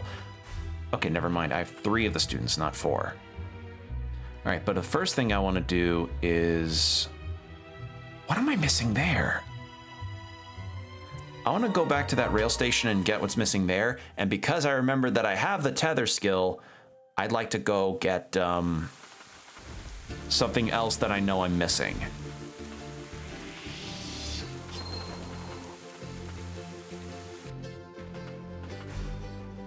Okay, what is... Oh. Just that. And it counts for both. Okay. I want to get now... Where are you? Was it over? No, it wasn't here. It was here. Use the tether skill to get the stuff that... Like that, just that one item. Just that one item's all I'm missing there.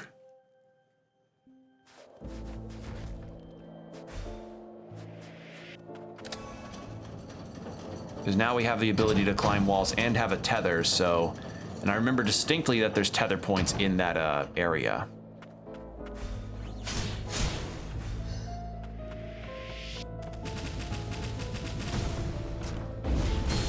Ow.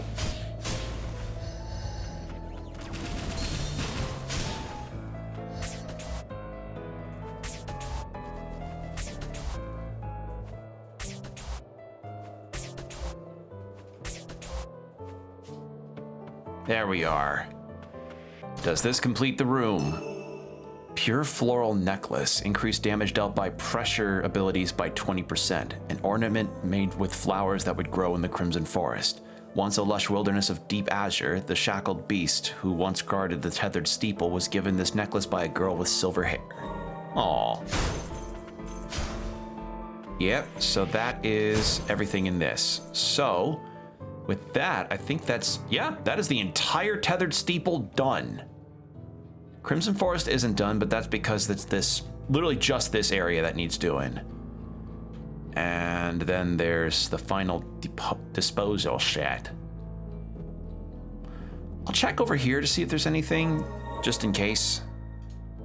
Wouldn't hurt.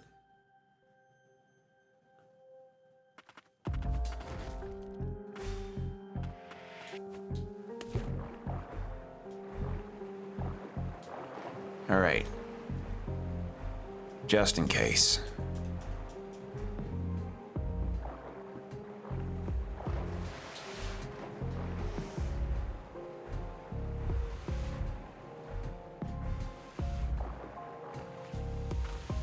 I feel like there's some... Ah, there it is. Yeah, I saw it. So, there should be a tether point now attached somewhere here. Yep, there it is. Okay.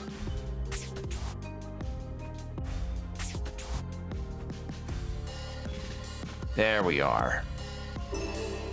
More relic slots. I'll take it. And that's it for this spot. So literally the only things missing is this and this. And I'm missing this because I don't think I have the ability to really explore the entire thing right now. Literally, because I need to swim up some Kool-Aid water. And then there's that's missing, and that's missing. But I have a feeling that something way to the left of here will lead all the way down that way. So, yeah, we got it. So what the hell is here that I'm missing then?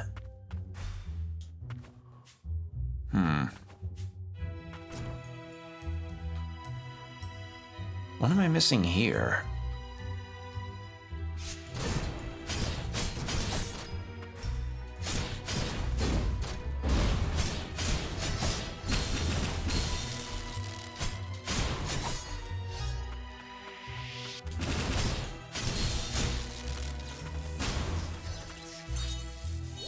Because we've gotten the roof of this area, but...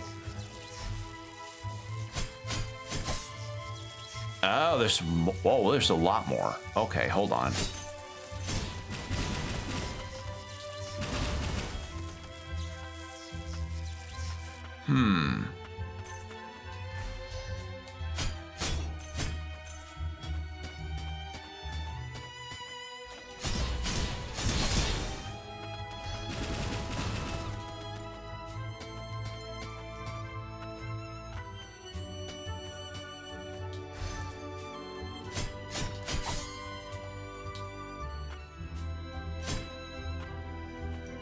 Yeah, unless there's a tether point, there isn't. So there's one thing up here, but I do not have the ability to get up there yet. And I have a feeling that's actually the last thing that I need to get. And I'm guessing this entrance area isn't completed until I find all the students. So I need to do that.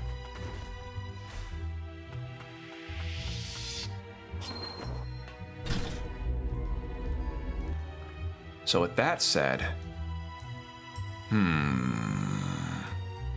so we'll go through this area, loop back here, that opens those doors. I don't know if that's actually going to be the end of it, though. Wouldn't hurt, but I feel like I've explored everything there is to explore in this spot. Like, aside from what I would suspect is at the top of this wall, but I would have no idea. That might just be there to prevent players from jumping over literally the entire area.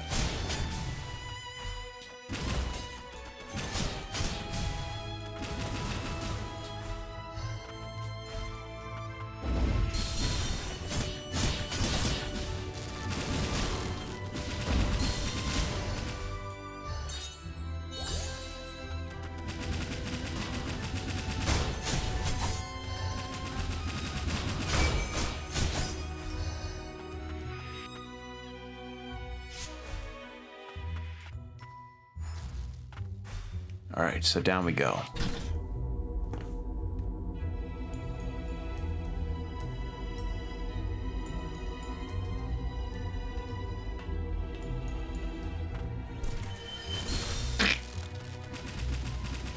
Okay, that thing's just stationary. All right, good to know.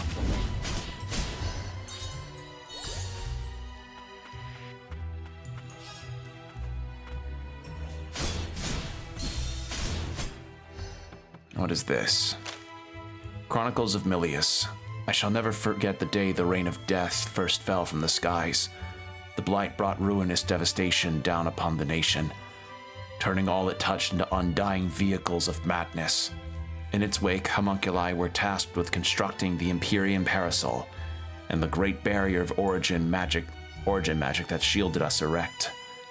Only through a unification of House Milius's arcane engineering prowess and origin magic was this feat realized. It is our proudest moment. Cain Milius, Lord of House Milius. Okay, so, wow.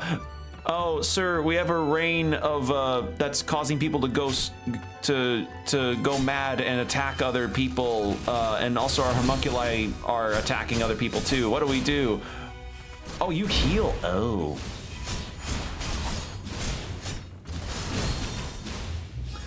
They're like, oh, what do we do, sir? I know, how about we just construct a big-ass umbrella?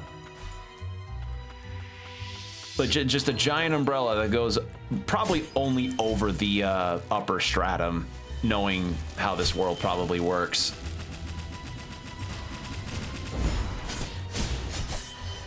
Oh my god, okay, these things are everywhere.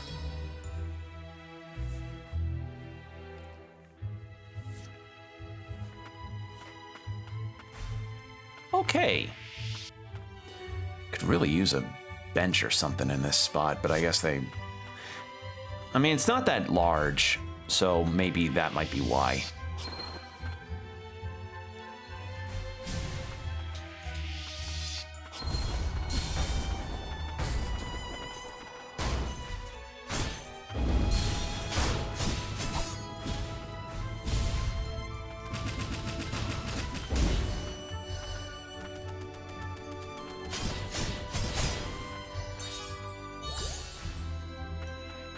Okay, and then we just go down here.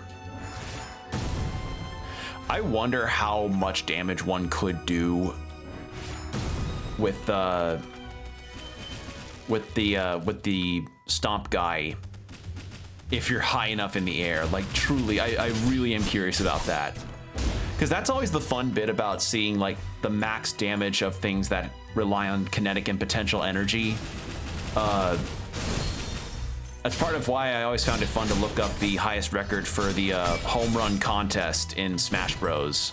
You know? Like, you know the home run contest where you would hit the sandbag, get its percentage as high as possible, and then use either the home run bat or a appropriate character skill to get that, to launch that thing as far as possible. I don't remember my record, but I've seen some pretty crazy records, and I don't know, when I used to be into Smash Bros, I kind of missed those games, you know? Because I don't even think was Break the Targets in Ultimate? Because I don't think it was. Arcane Smith's musings. Among the Frost Sorcerers, there were those that dreamed of new technologies and possibilities. These dreams led them to the door of House Milius. I was one of them. Well, one could say I betrayed House Frost at the lowest point in its history. Frost and Milius, the two are said to have walked a common path once, but the ways of a sorcerer and the views of an arcane smith illustrate the differences between the two.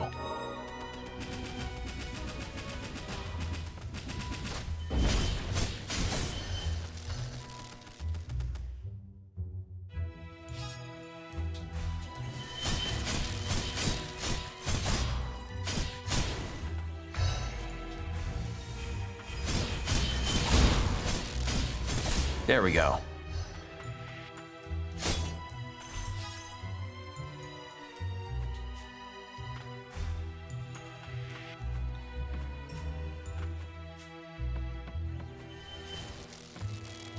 I'm not seeing any other ledges I can use to get up here.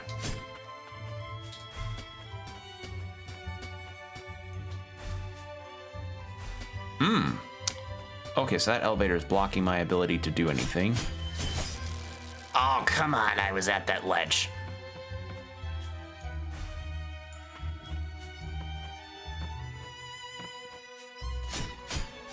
Can I not get on those? Alright. Let's do this the actual way, I guess. Instead of trying to hop around, you know, like a fun style. But yeah, so regarding Epic the Musical, I've also been just watching a whole lot of reactions to the musical itself alongside the animatics, because half of the fun for me of getting to find something new is seeing other people's reactions to it, and, you know, getting to bounce off thoughts and ideas, and, you know, feeling the anticipation of what else Jorge, the creator of Epic, would be coming up with. because apparently there are talks of a potential animated movie alongside a live action stage play, and apparently video games. I can't speak to the validity of the video game part of it, but a movie and a stage play. I mean, that's a no-brainer. It's a musical. So yeah, I found that pretty fun to discover. So, yeah, God, just because the other thing is that a lot of these reactions also also sometimes feature animatics that I have never seen. That's how I found that Sophian artist, was through someone else's reaction of seeing would you fall in love with me again. So finding that out was always like that's half the fun for me, is just getting to discover new things with them. Let's see. Words on Land's End. The land once ruled by the ancient peoples was annexed by a foreign power and divided into 6 nations. In time, the people of these nations came to be plagued by the wrath of the verboten domain, where it is said that the resentment of the ancients still festered. Land's End, founded in the north by a lord with an army of great knights, was situated close to the verboten domain and suffered greatly at the hands of the Blight. Yep, that is what happened in Ender Lilies. God, they actually are referencing Ender Lilies in this. That's fucking nuts. Also, that that's funny.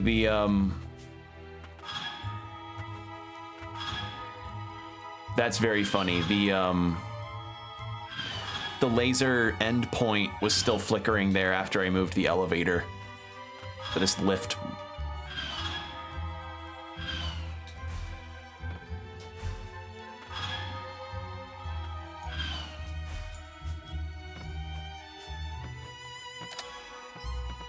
Okay.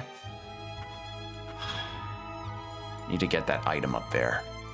Don't know what it could be, but it'll be valuable.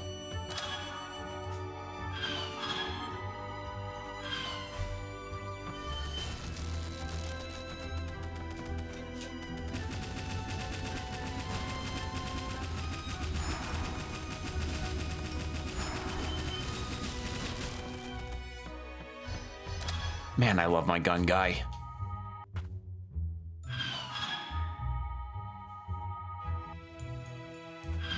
Okay, what do we get here? Battered Grimoire. Increased damage dealt by 25% when Lilac is affected by a status ailment. A grimoire provided to teachers at the Sorcerer's Academy.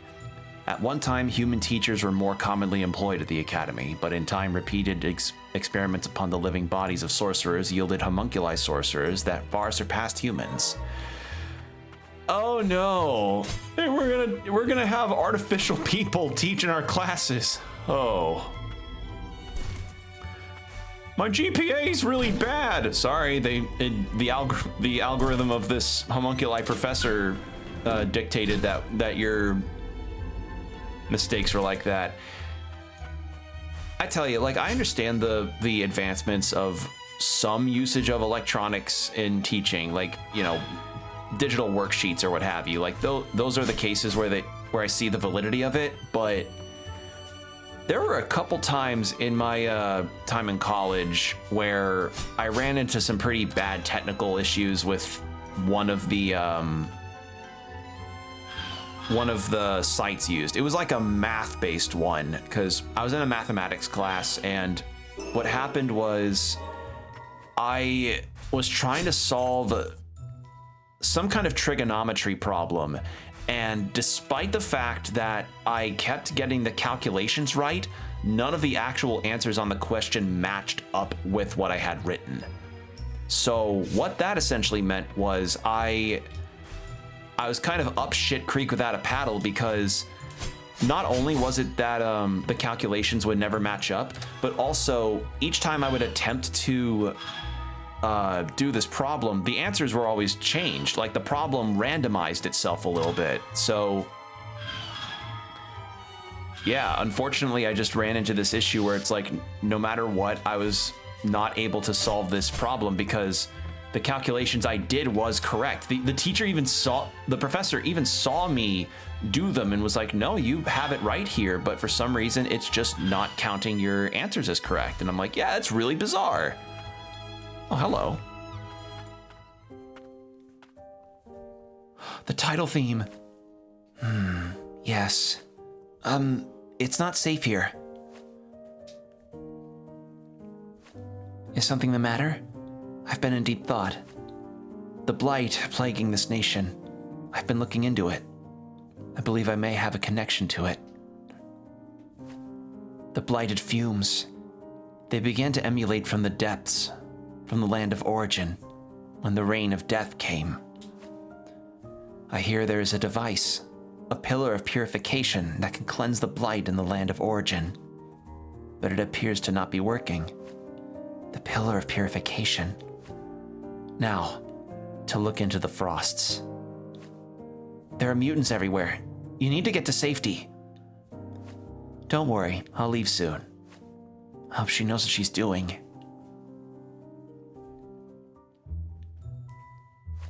Now to look into the frosts. Okay. So we meet a friend.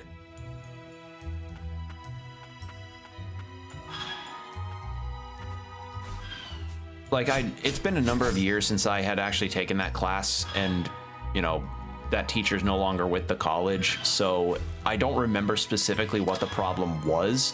I just remember that it was an absolutely annoying situation to have your calculations in your math thing never match up with it, even though you actually did all the steps right.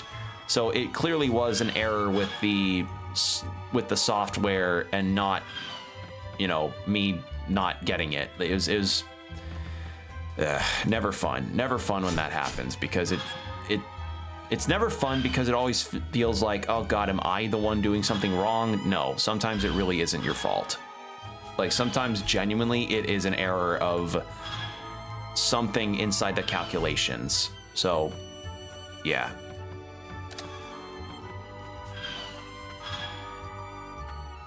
I'm just glad that my professor was understanding about it and gave me credit for the points that I was missing on that in the first place. Okay, so how the fuck am I supposed to get that thing back over here?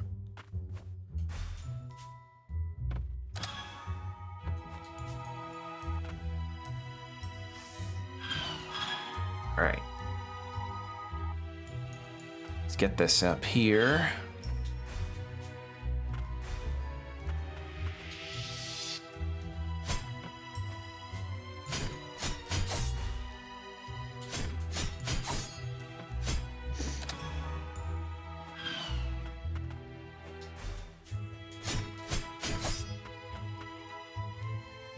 Need to get back up there. Or do I? Well, let's go down this way and then see what happens. Okay, we've got water.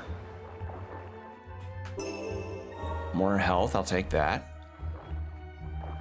Ah, there's our roadblock. Well, okay then. In that case, back up we go, I suppose.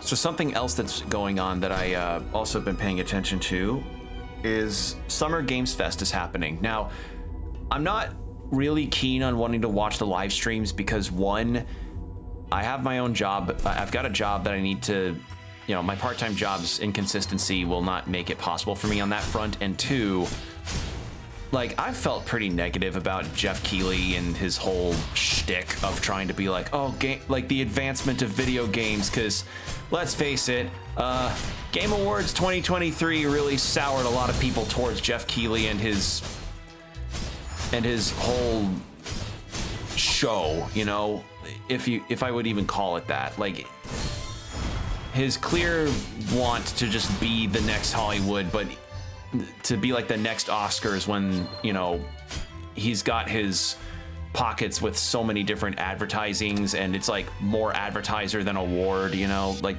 those complaints. Which, yeah, like it's not.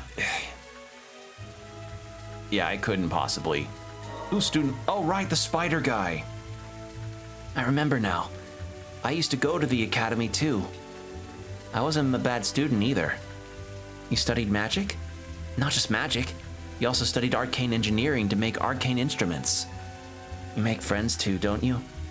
That sure sounds nice. That depends on the person. People always treated me differently because of who I was.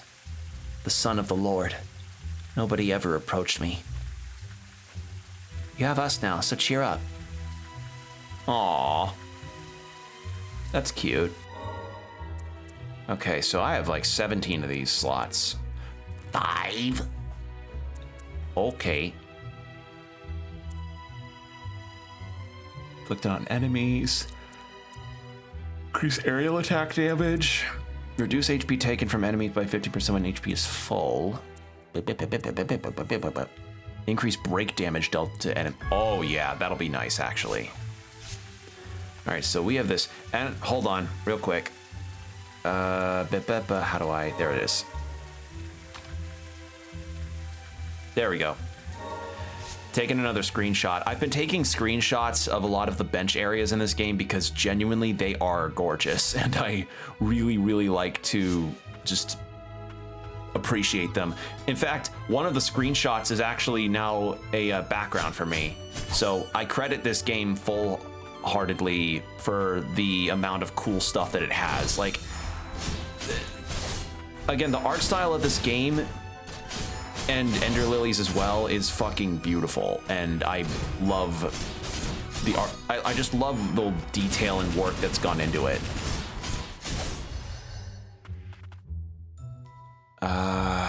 I can't think of anything I left behind. Yeah, so whatever it is, it's probably like up here, but I only have 3 students left I need to find.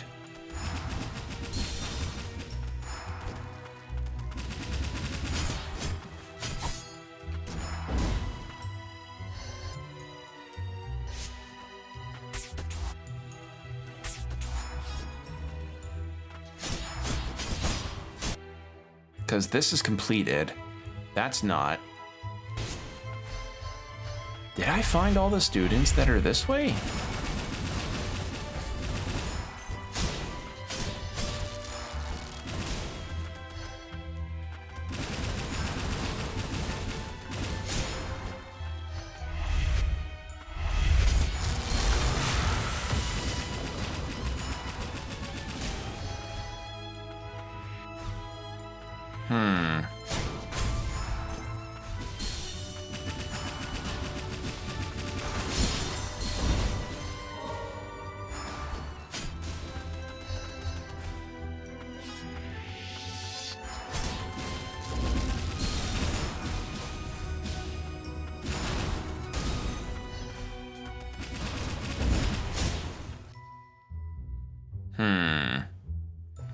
And there wasn't anyone on top of the roof here. And I already got 1 student that was on the roofs here.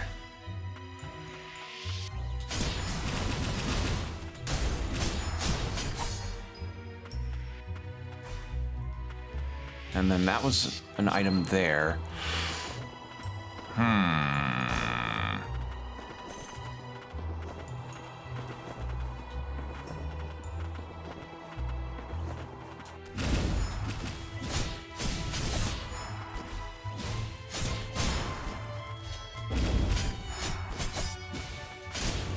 There.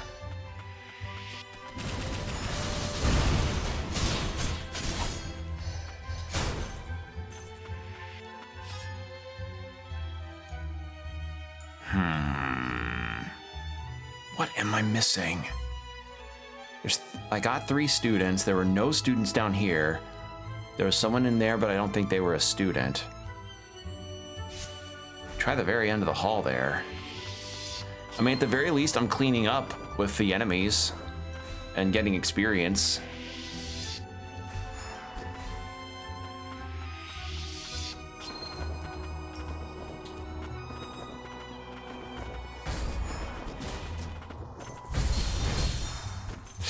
That was a bad move.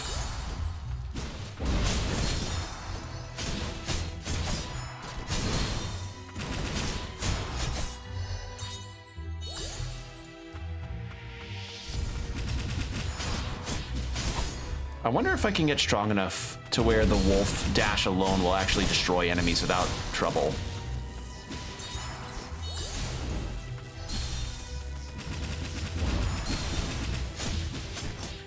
I'm dead.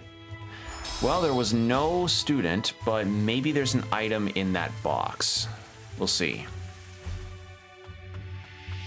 I just really want to make sure that I find everything before I continue, because I don't want to... Like, I don't know how important this student side quest is, but I feel like it really might be important.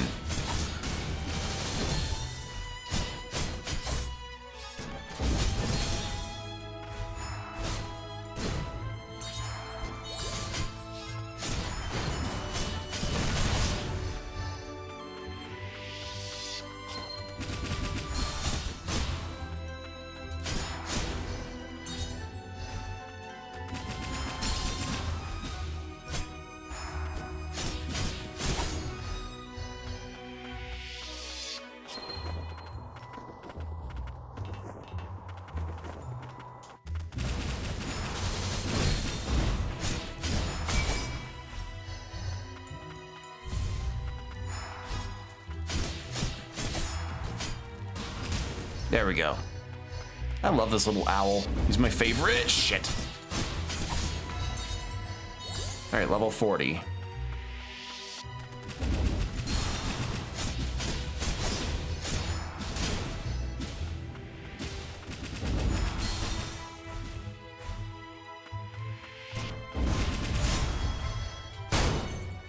Nope, no items. Any hidden doors?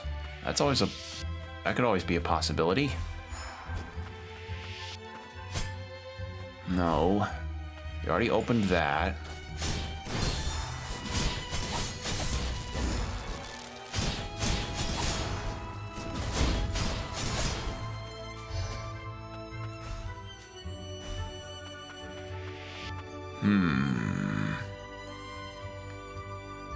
There wouldn't really be any room for a hidden room either. So what am I missing here? Because there's 3 students left, and I'm...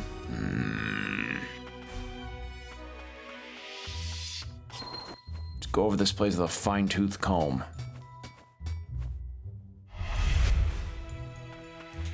Okay, we opened that, and then that's what led into me getting that item.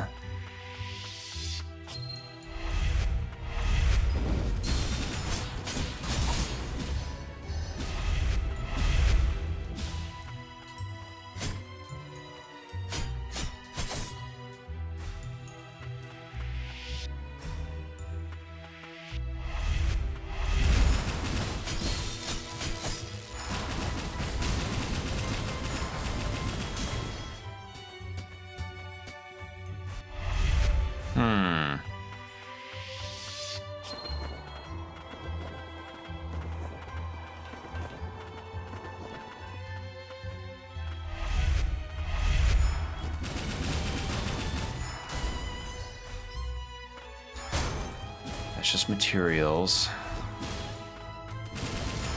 We already have gotten everything in here.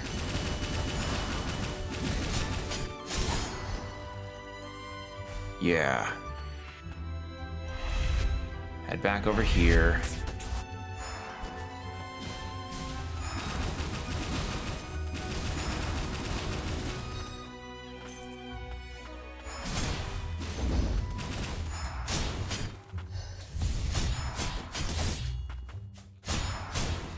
There.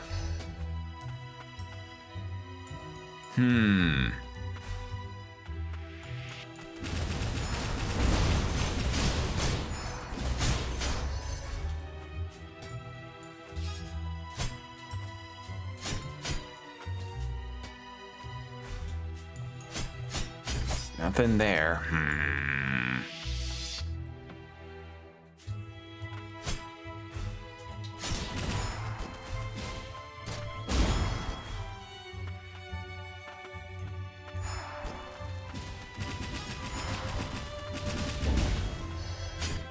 We already opened that, and that led to opening that gate. Yeah, I can't think of anything else I can really put down on this place. Like besides all that's left is quite literally just up here. So, all right, to the Central Plaza. See what we've got here. We've got another half hour before I call it for the night.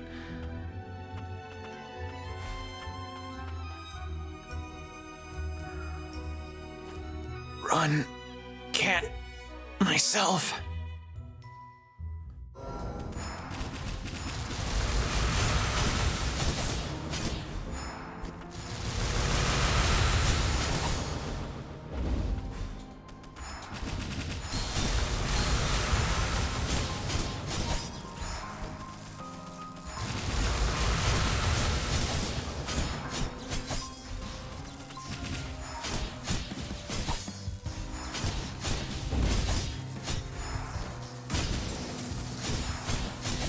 Okay, so new power-up, and this is likely our status ailment inflictor.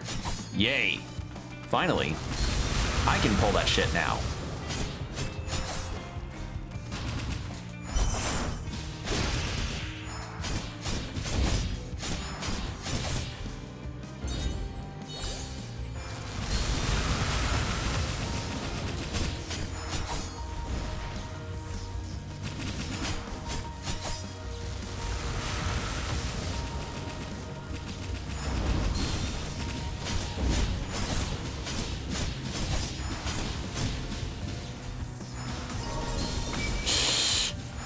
That was a bad move. There we go. First try.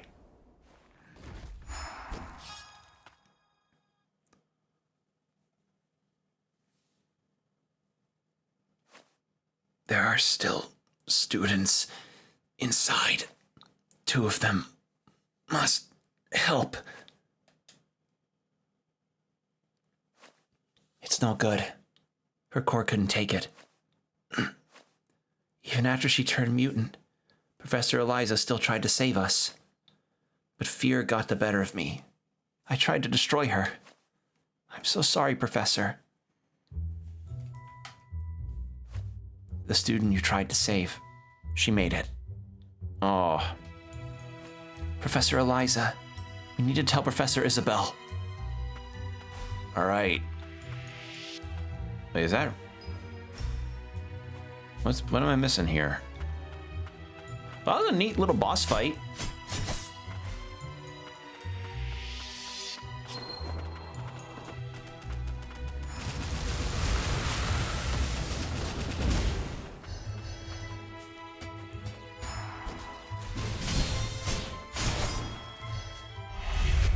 Oh, I see.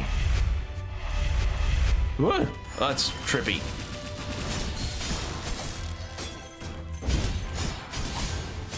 Okay.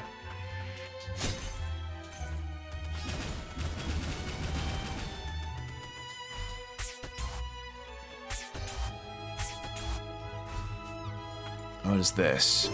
More materials. Anything else? No? Oh, there... Ah, no. God damn it. And also, so no, we couldn't get Eliza as a unit for us. I say unit like she's a Fire Emblem character. I couldn't get her as an addition to our squad.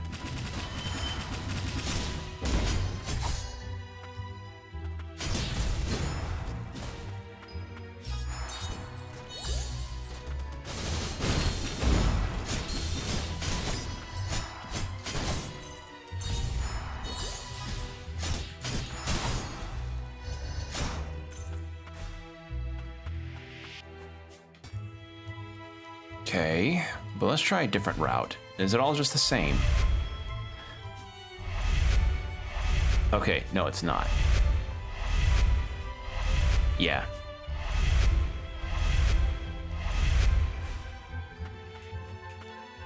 Okay, so then... okay, so there's something up top here that I have to be able to get at some point. I see now.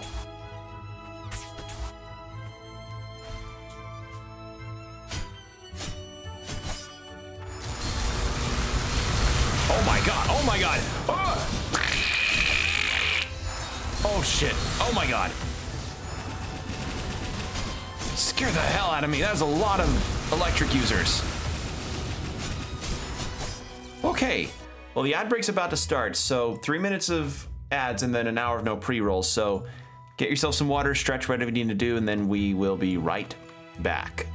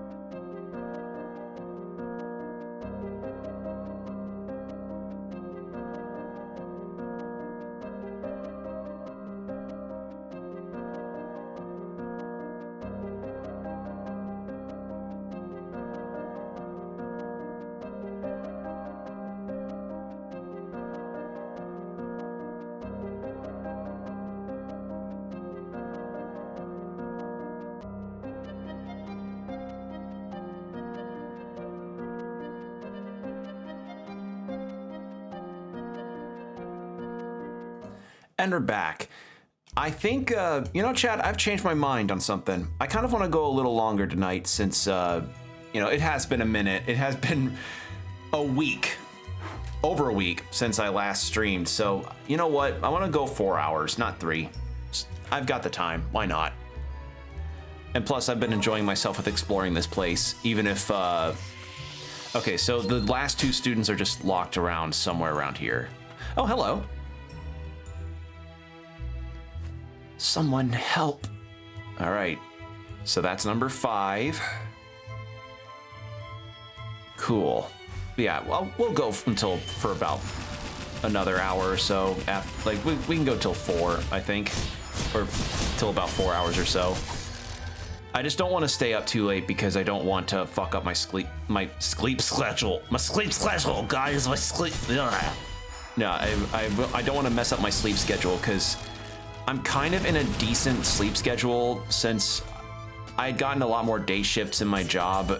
I'm waking up more at about 8 or 8:30 in the morning as opposed to like 10 to 11 at the latest when I was doing night shifts, or you know how shit my sleep schedule was prior because of like even before I started my part-time job. So yeah, it's having a different sleep schedule has been kind of nice since I'm not, you know, waking up and not having enough hours in the day to really do something that I need to do, like maybe I need to get some shopping done or what have you.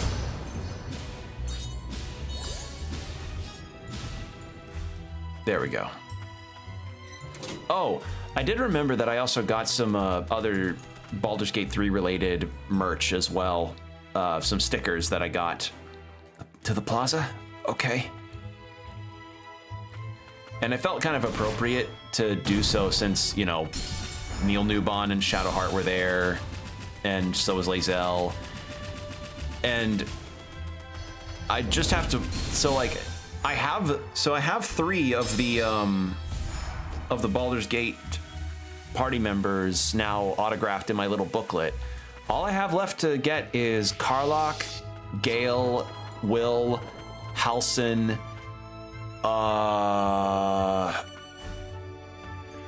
and I know of another one. I know of Minthara, for anybody that does, you know, pay attention to that. I didn't get her in my playthrough because I don't think I had the patch at the time that made her available to get, because the only way I think initially that you could ever get Minthara as a party member was by way of an evil playthrough.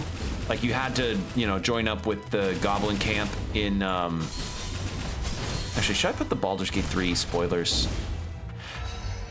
You know, I kept the spoiler thing up for Act 3 because that's a late segment, but early in the game, I think people would know about this. So the Minthara situation is you would have to be in an evil playthrough to get her because you teamed up with the Goblin Camp to initiate her joining your party. And when you did so, that actually sent Halsin, the Druid party member, on a warpath to attack you in camp at one point. I don't remember fully if, I don't know if you can actually get him to join still, even if you do that route.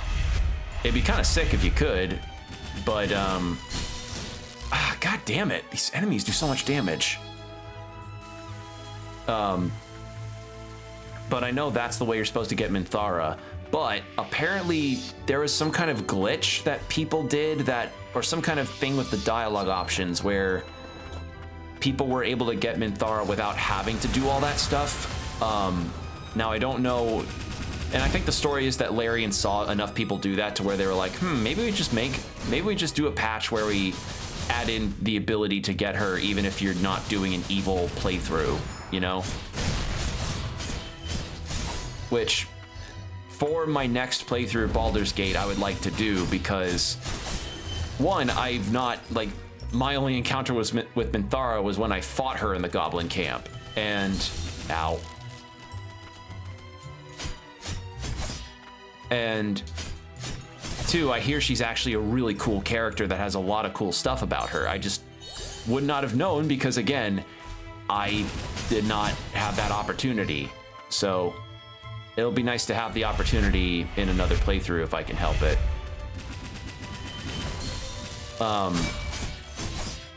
Again, though, the only thing stopping me from another playthrough is, as I've mentioned many a time, my PC has a hard time running that game and on graphic settings higher than like the low to medium-ish settings. Like, it's, as I said, my PC is not able to handle that very well.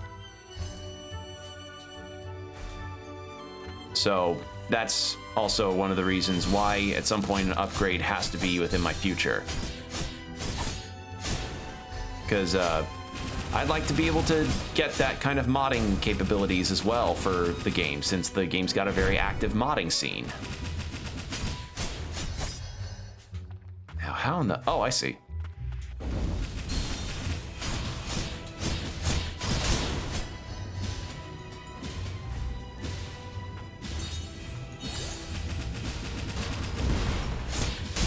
There we go. Split that. All right, yeah, I see what I'm supposed to do. So that's the other thing. So it'd be so I need to get Minthara, Gale, Karlach, Will.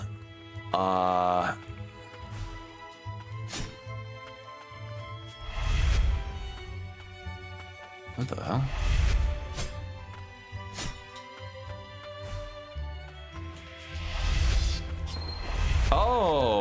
Oh, so that's how. That's a cool idea. Ooh, smart. Ow, motherfucker, stop. Oh my God. There, asshole. Why can't that heal me?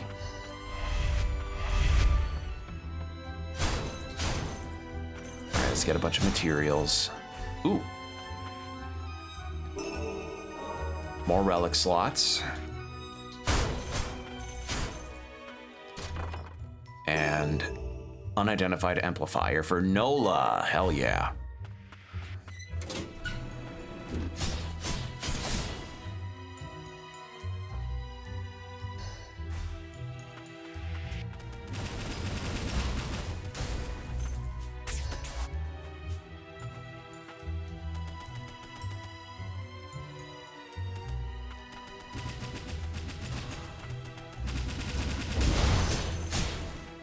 Okay, we're healing slowly thanks to this skill that, or I don't remember if it's a skill or an accessory, but it's a thing that's helping me heal, which I like.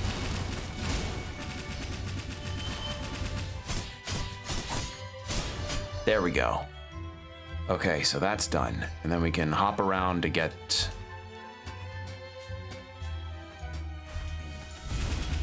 other stuff. There we go. Cool. Okay. That's done.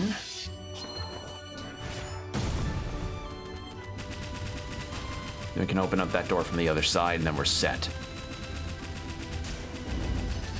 Woo! There we go. Wonderful. And open that. Okay, that loops everything around. The only thing I think I'm missing is just this up here and getting this wall up here. So let's go do that real quick. We can also go check out the students to see if they're doing okay.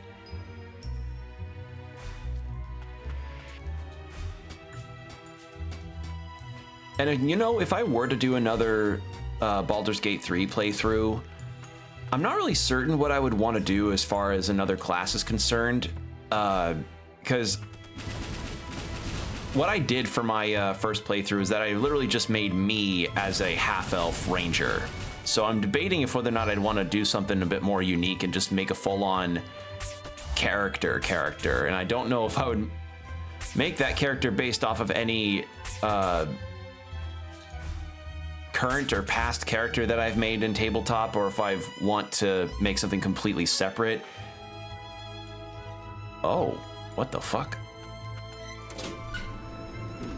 Oh, wait. Oh, wait. Oh, that's the full upper. Oh. Interesting.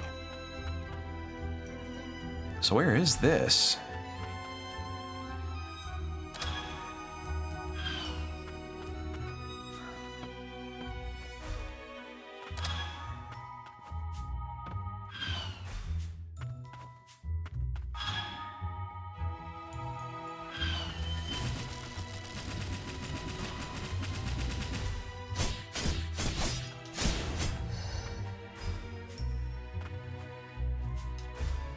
Okay, how about we do that first, and then... I was just out of range of that, thank God. Okay, that's a platform. So in that case, we go this way, then do that. This may be a route to an item of some kind. Mayhaps.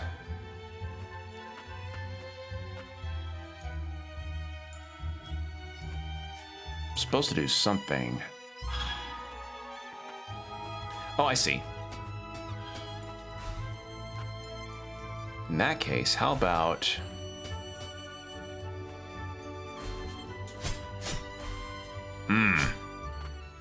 Hold on.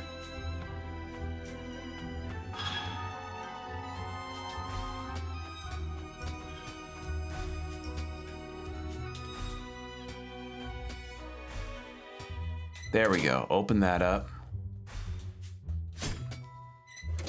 Open that up.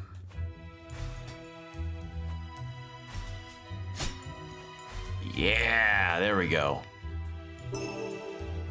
Lucian's Carapace. Or Lucians? I'm gonna say Lucians. Press B to activate a barrier that momentarily nullifies enemy attacks. While it offers only a brief window of defense, the SP gauge greatly increases when okay, so it's a parry that increases my special bar. Cool. Great. Awesome. Rad. As one Kiryu in Yakuza 0 would say, that's rad.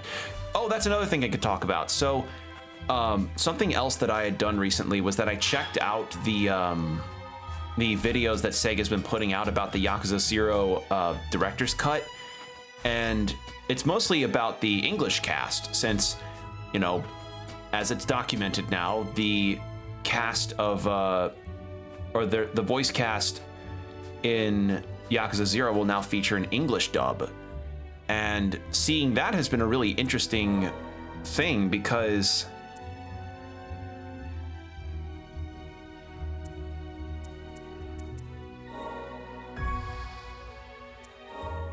oh, but an increase in attack. And I think the trade-off's worth it. Okay, so differences knock enemies back. Oh, I see. Oh yeah, enhance the scythe. I like the scythe. And an increase in power. Oh! Gotta see this. Hold on. Oh yeah.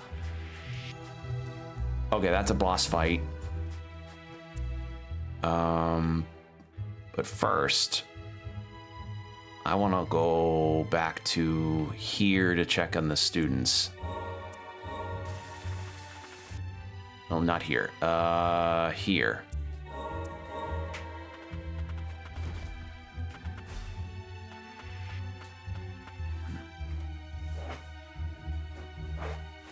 Five of our students owe you their lives. Now we must find Eliza. I'm sorry, Eliza is... I couldn't save her. She's with the student she protected near the Central Plaza. Near Central Plaza? Understood. I will make my way there. So I'm guessing we may need to go back to Central Plaza in that case.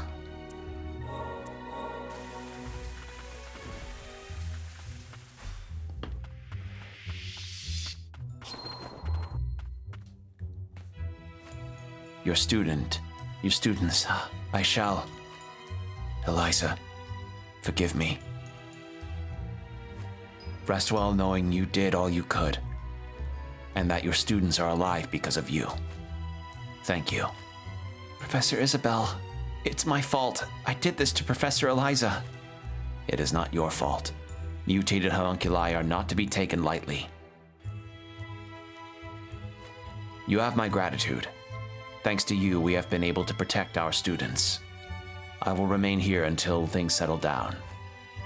If there is anything I can do to help, please let me know. Okay. Magic amplifier. Nice. So more amplification stuff. All right. So back up here. And then we can see about upgrades that we need to do. And you know what? Just cause it's also super pretty here. Ooh, the saw blades. Hold on, wait, does anything else take the magic amplifier? You do. Oh, it's the frost one too. Yeah, we'll take that. And we can do both. There we go. Another screenshot. This game is so pretty. All right. Lilac? Thank goodness. Safe here. No one. Yo, get away. Won't lose you again. By my hand. I will.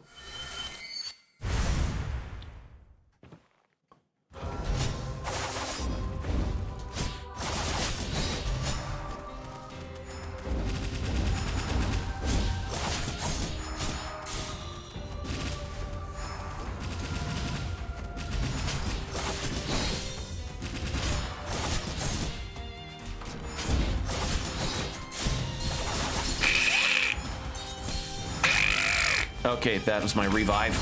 Ow. Oh, I love her design. Oh, gotta kill this thing.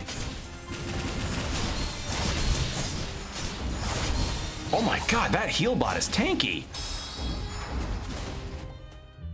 Okay, first off, love her design. Second off, really cool fight. Third off, oh shit, this is fun.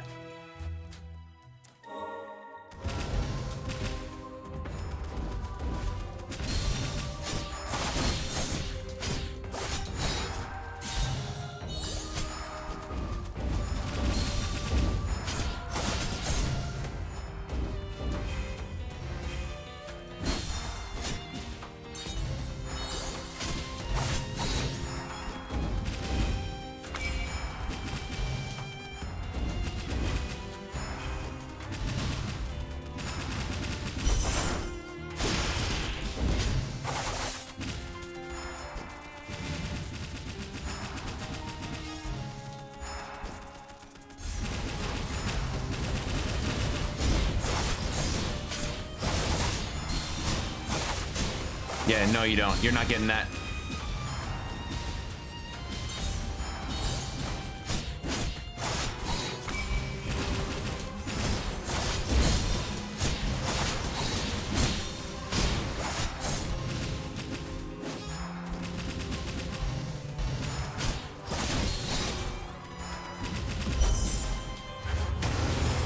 Oh, sick. So that's what he does.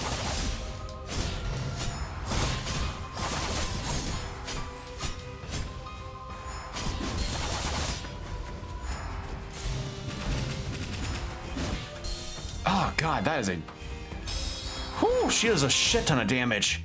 It's possible, it's just... She warps around like crazy, too. Fast. Really fast.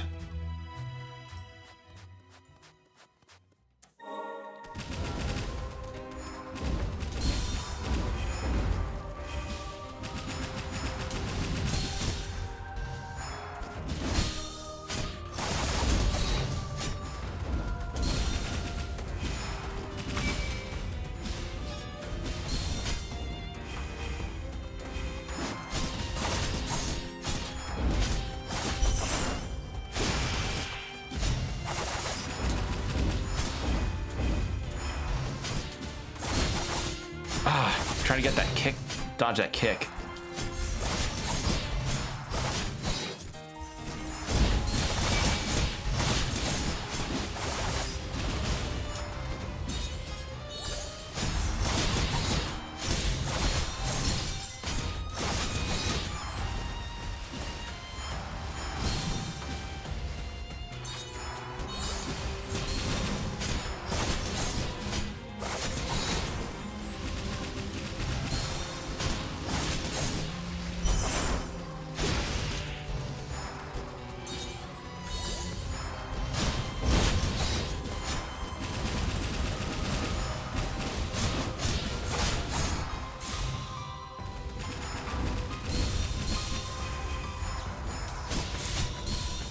Oh, oh, oh, good fight. Okay.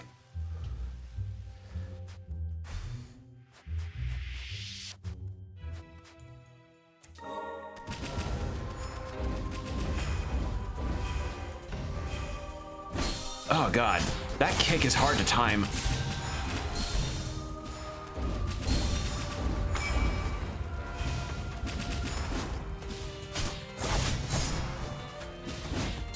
Okay, it's like 1, 2, and then the kick comes out. So if I just count that, it'll work. And yes, having this parry worked pretty well since I get my super faster.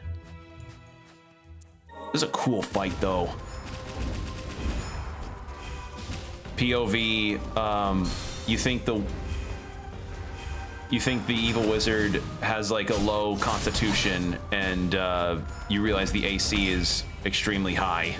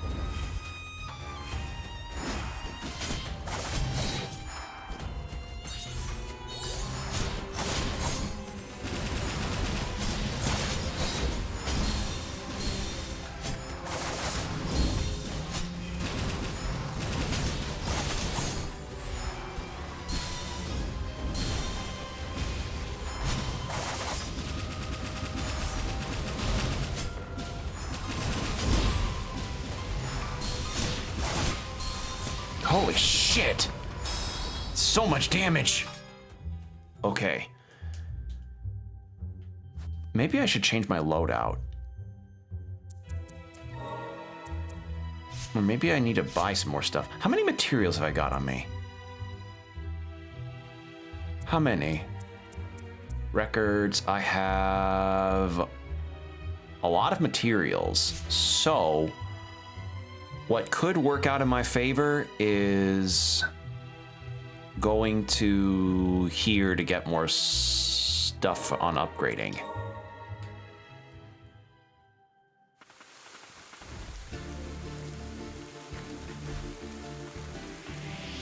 Means we also get to listen to more of this good music. Okay, Yggdrasil bangle.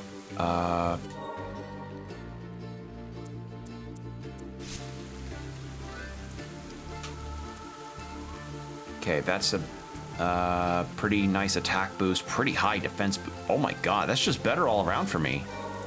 Yeah, buy that.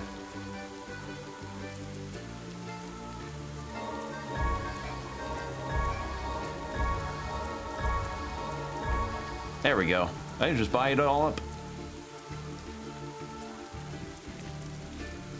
There are more totems now too. And relics. Okay.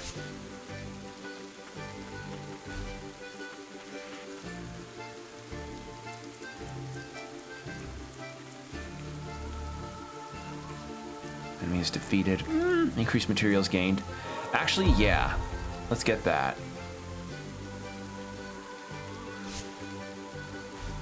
That way we can at least upgrade a bit more quickly. So next, let's add some equipment. We're keeping that carapace. Decrease in HP, but yeah, it's better in quite literally every other way.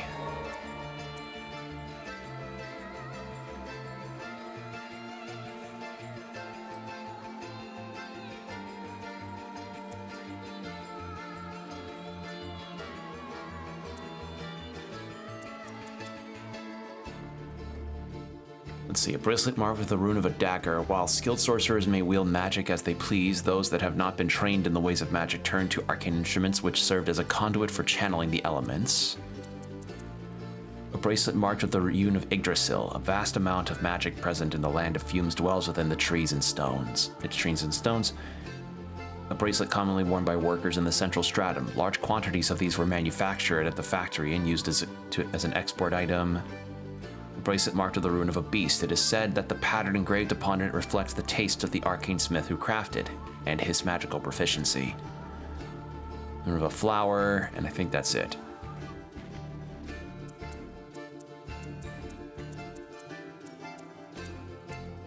Let's go with dagger.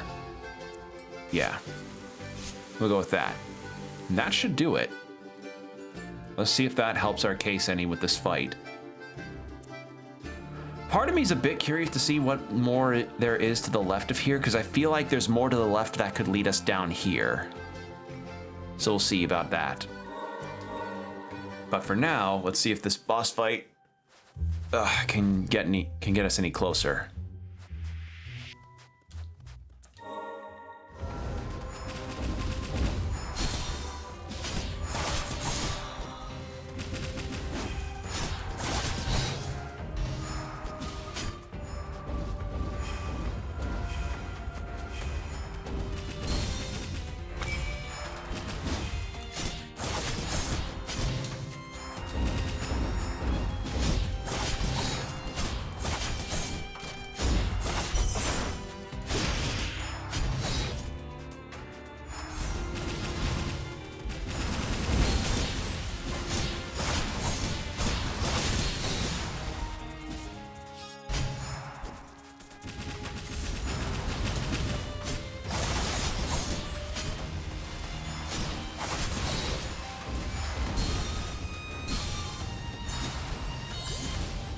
Okay, yeah, the heal proficiency increase really helps me here a lot.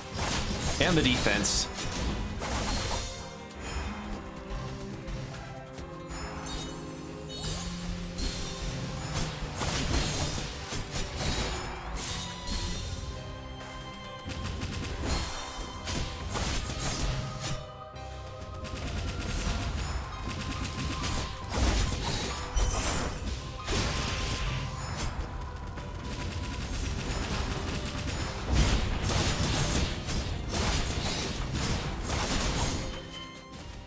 Oh, hello, phase 2.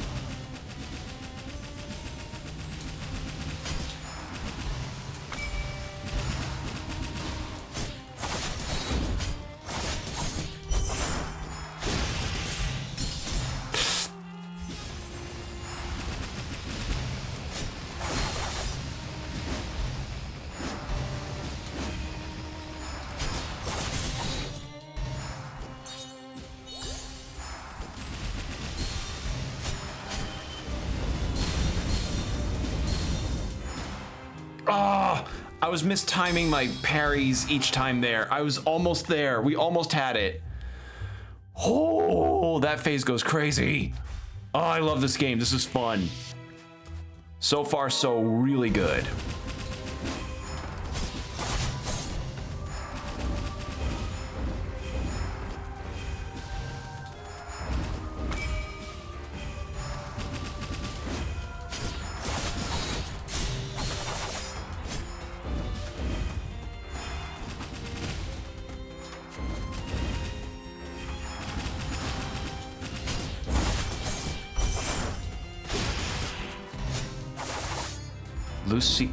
Lucian the Iron Witch is the name of the boss.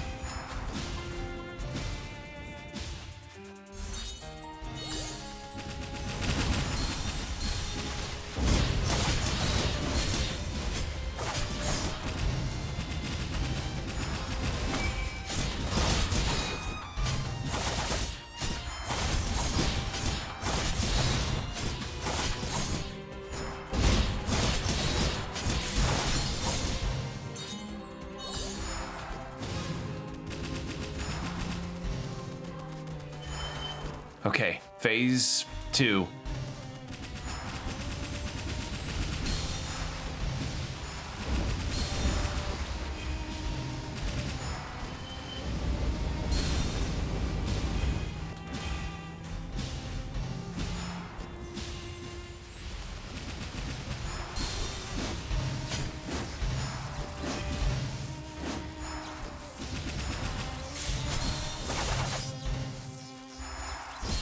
Oh, come on.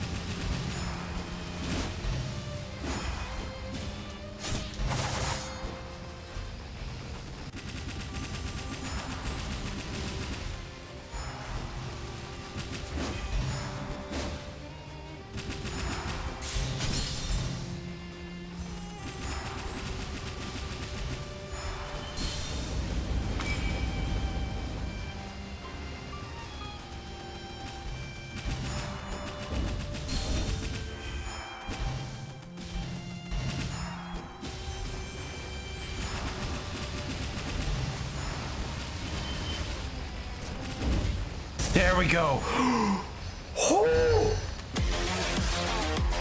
Oh my god, what a fun boss fight. I had to lock in there. Whew. What a cool fight. God damn.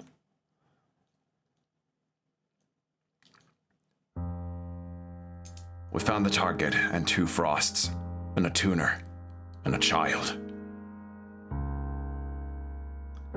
Verify the target status, then lock down the subterranean testing site. I will settle this myself. Lucian, deal with the other 2. To the biological research facility. I'll take a look there. I'm not scared of homunculi. They're just like us. The Blight? Professor, I'm so sorry. Listen to me. You need to run. I can't control it much longer. Gilroy and that barrier. If only I'd known.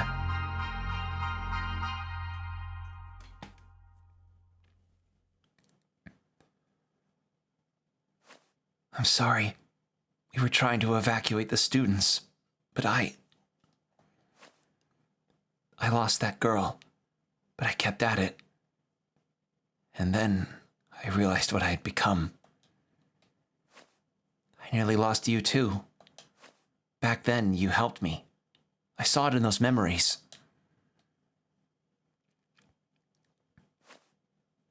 It was just a whim at first.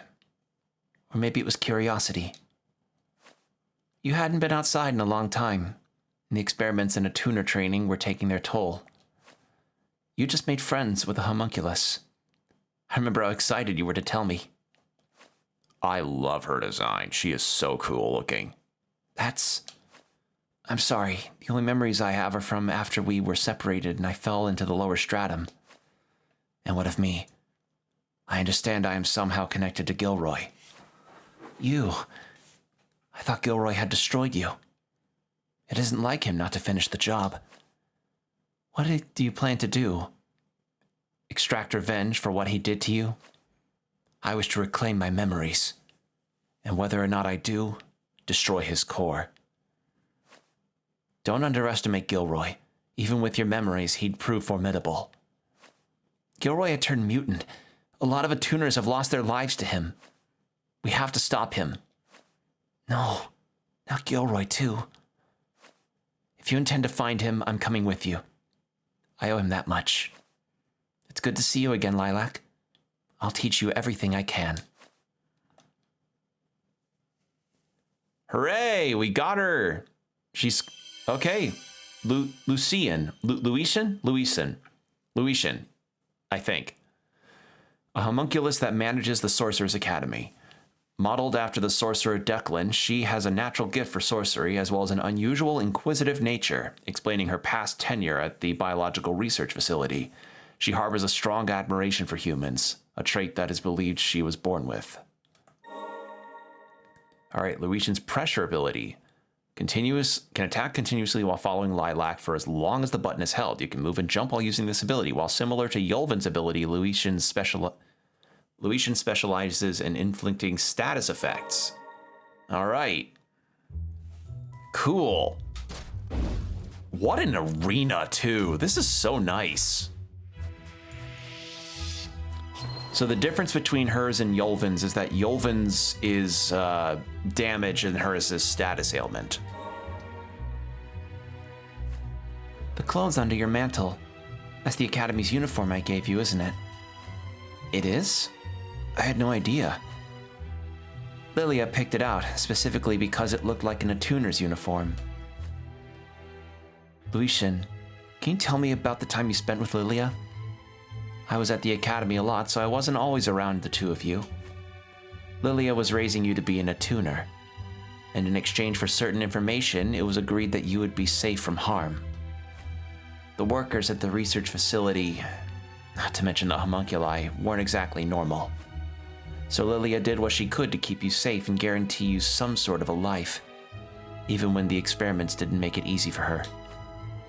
No, Lilia. I wish I'd been able to do more for you both, but it's a little late for regrets. Why is she kind of posing like that on the broomstick? What the fuck? All right. Yeah. Okay, so she only has one. She has one that's... Huh. Well, you know what? I want to try her abilities now. Because Yolvin's whole deal is that he's really good at lowering the stagger bar, which is really good. So I'm going to see what else we can do about this. Yeah, what a cool fight. I really liked that. It was a very, very, very cool fight. And this guy's got nothing to say. Probably because I should have talked to them before I fought her.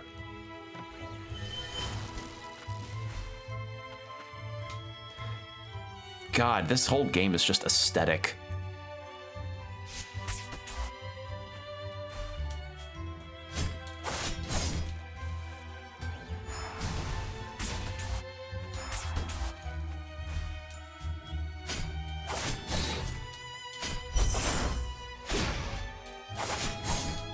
Ah! Nah, even if I did inch forward enough, it wouldn't work. Damn it. That is hard to do.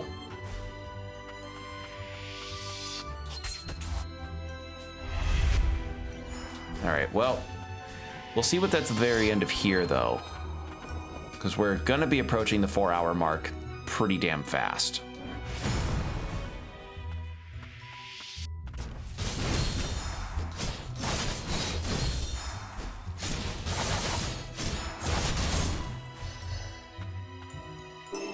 Scrap 600 can be used to enhance. Okay. Is that it? Well, I mean, that's not it, but I have to be getting some kind of glide ability or something later on because I've been encountering this way too often.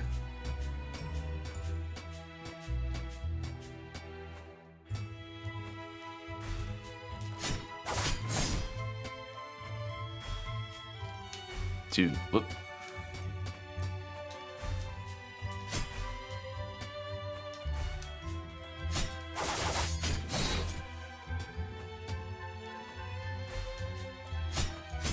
There we go.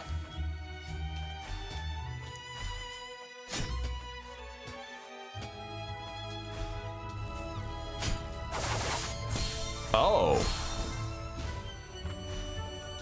Well, that would explain why I can't pass through there. Or... No. Okay. They thought of that. They thought of that. Pfft, damn it. Okay. Well, I guess in that case... There's this that I can't break.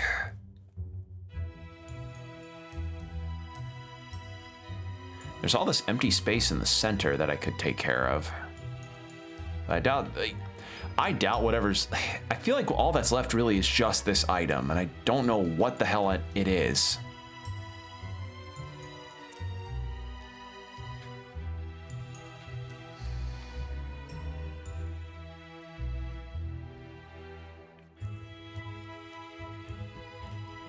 But I feel like maybe the only course of action left is now just the central stratum area.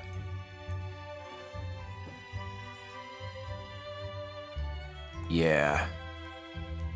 Because we just gained a new pressure ability, but it's not a movement upgrade. Not that I'm ungrateful. This is cool. I get to inflict status ailments now, but...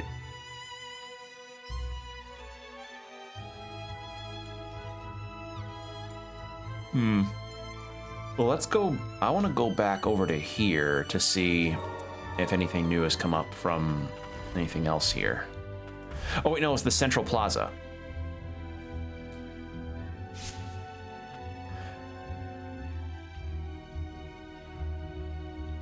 It was here.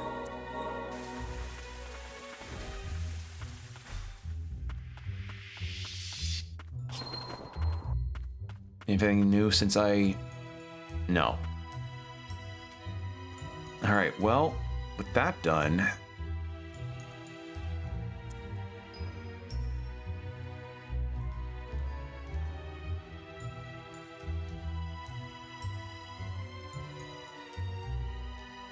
Yeah.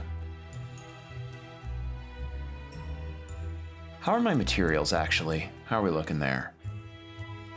Materials low. Scrap? I could upgrade with that.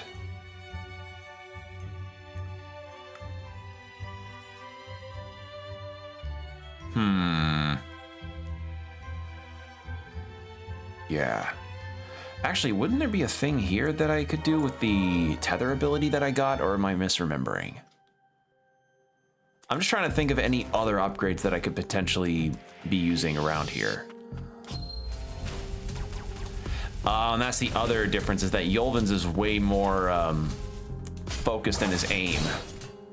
Hers is far more spread out and random. Aha, so there were. What is this? Okay, that clears that out. And literally the only thing that's missing here is the ability to go up that ramp.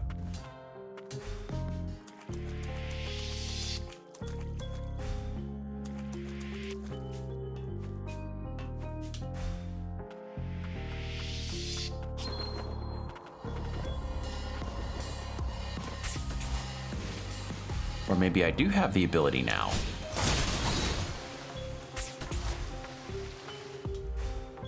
Yes, I do. Oh my god, finally, I can do this.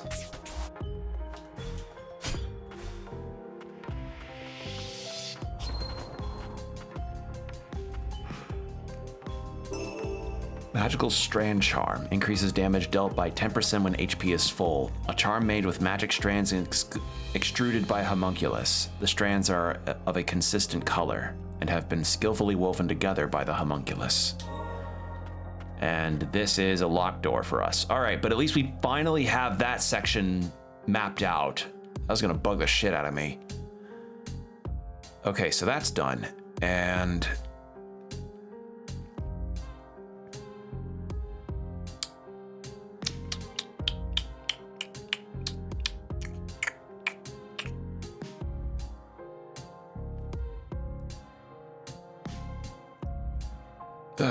excuse me, I had a big yawn.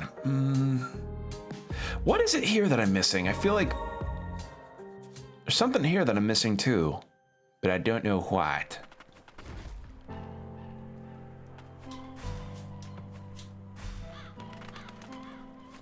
I came here to see if the chief attuner was at the old city market, but it doesn't look like he is.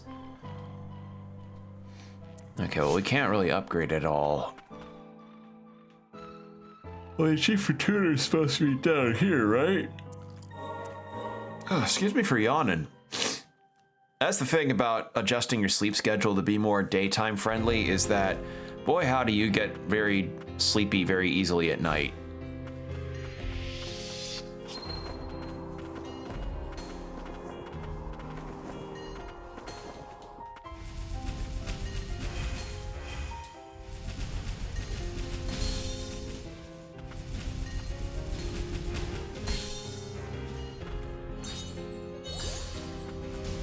Oh, yeah, I can inflict burn on him. Oh, that feels so good. That feels so good to do. Sorry, there's a gnat. God damn, everything's trying to distract me today. Saw a mouse in my house. There's a gnat in my face.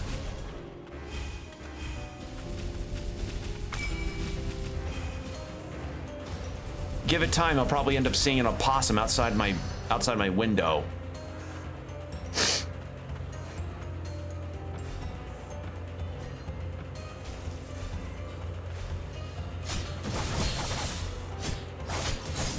What's hers look like, actually? Oh, cool!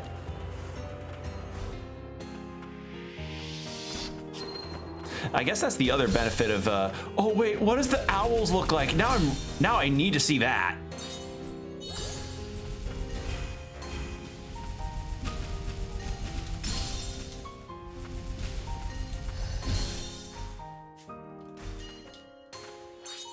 Like, I'm extremely curious about what the owls looks like, because so far all of the attacks have looked really cool. I'm very curious.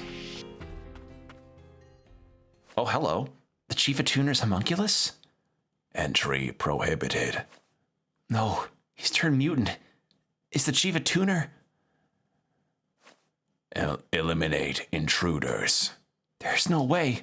There's no other way. Oh my god.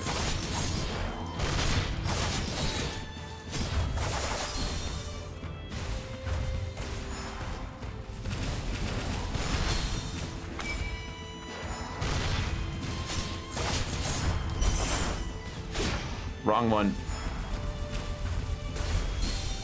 Holy shit.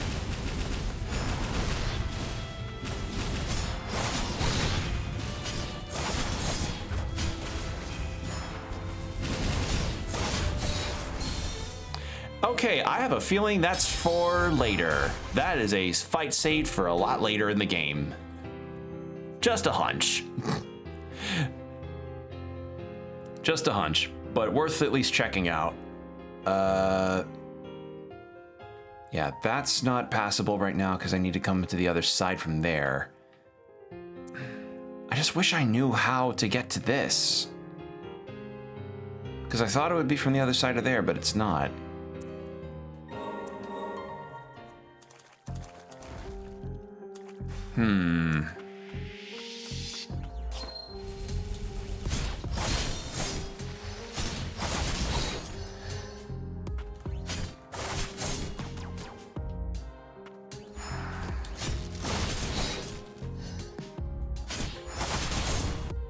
Okay, so then it's down this way.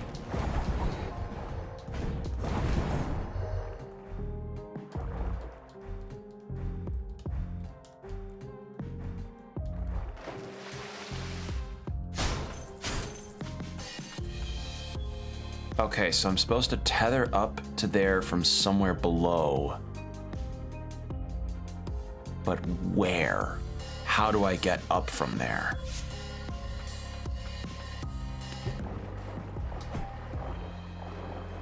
There's no hidden floor here.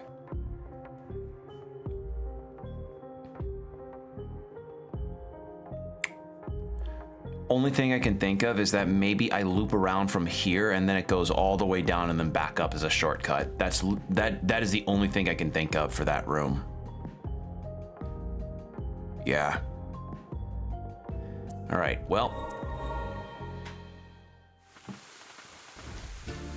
Oh, in any case.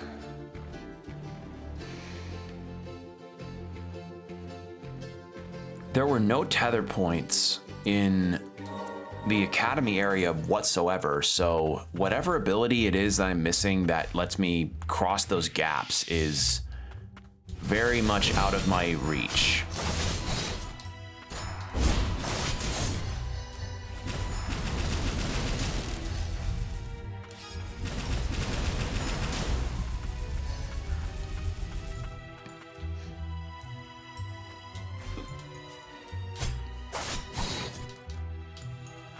Yeah. Whatever it is, I'm missing it because it's like if it was a matter of tether points, they would have been added after I'd done everything. But no, I think I need some kind of triple jump or a super dash or straight up gliding or flying. So, yep, nothing else to really do about that. Could be wrong though, but we can always check later. And I feel like completing the map might be one step towards getting the best ending, as it tends to be the case with Metroidvanias. All right. Central Stratum Steel District. So we dealt with the sorcery part of this world. Now let's deal with the engineering part. This place was pretty rough even before the mutants.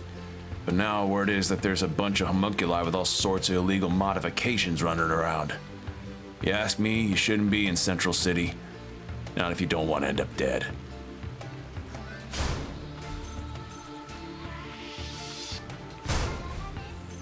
All right, what's the deal here? Up ahead is the Steel District.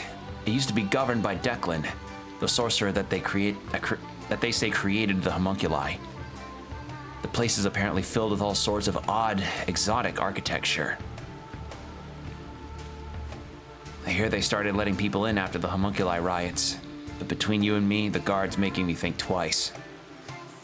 He's literally standing right there. Also, music going in. And who are you supposed to be?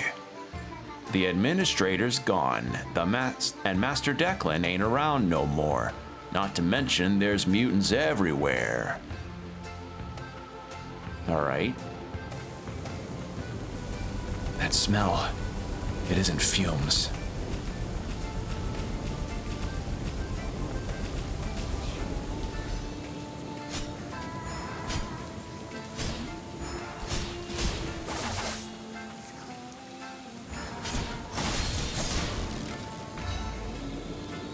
All right.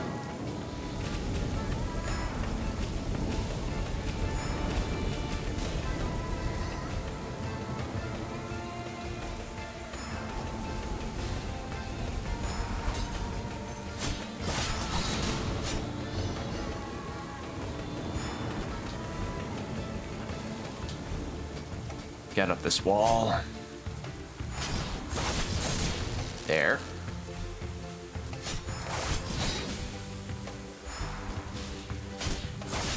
There we go.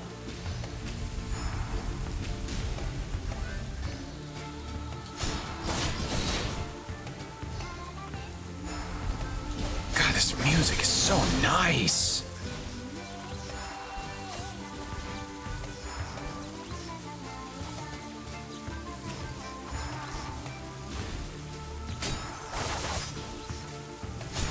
Oh, those are breakable. I didn't think they were breakable. Okay.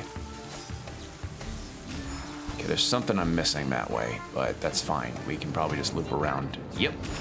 Oh, hello.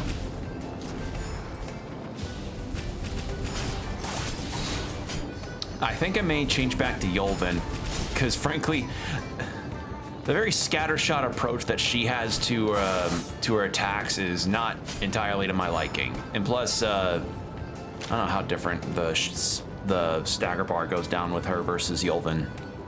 Mother's note, tomorrow is a big day for the kids. I'm gonna take care of dinner, and you can handle the presents. Maybe a stuffed toy? I remember loving those as a kid myself. Either way, I can't see what you pick out, or can't wait to see what you pick out. Oh yeah, like, you get status ailments, but Yolvin's better for the actual stagger damage and precision. Which I think is a tad more to my liking, but yeah. Oh well. We learned this stuff.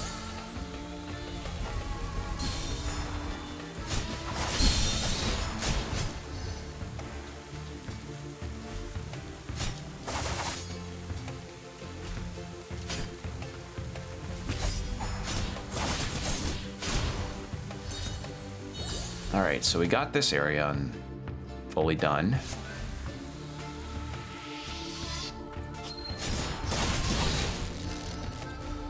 Okay, these are where the lasers are coming from. Speaka. Restores percent of SP every 4 seconds. A totem created to supplement deficiencies in magic potential. It is of great benefit to workers in the central stratum who require a substantial supply of magic on a daily basis. Okay, new totem. Cool.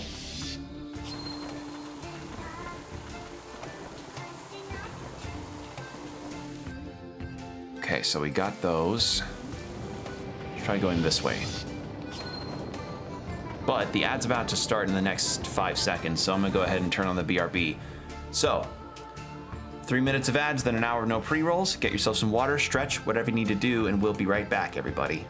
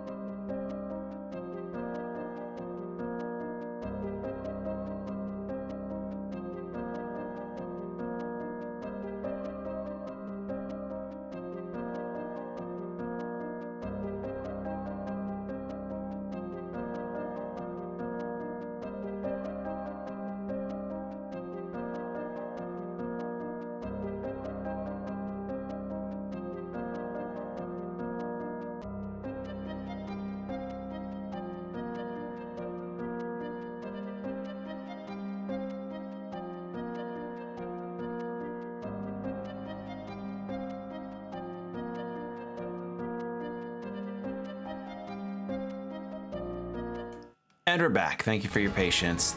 I've been hearing this music throughout that entire ad break, and this has been absolutely delightful. Holy shit. Yeah, next bench that I find, I'm changing out to Yolvin again. Because Yolvin's just better for the precision damage on getting stunned enemies down.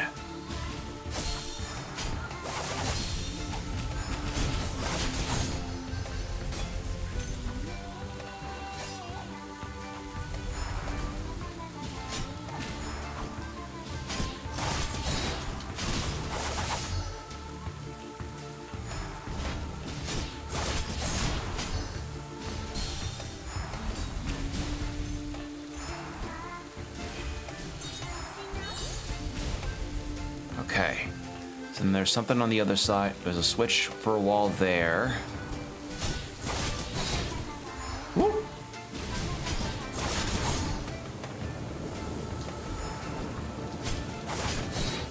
Ha ha ha ha ha! Pit's not getting me this time. Okay. No fire pit for me. Oh, there we go. Bench. Sweet. So, sorry to... Yeah, sorry to her, but Yolvin's just better with the precision. Like, for a boss fight, she'd be great. But I can't say that I would, keep her for exploration purposes. Like, genuinely, it's just the problem at hand is just it's too scattershot for me. Yeah, you see that? I like this for exploration because it just gets enemies stunned faster and they take the fall damage.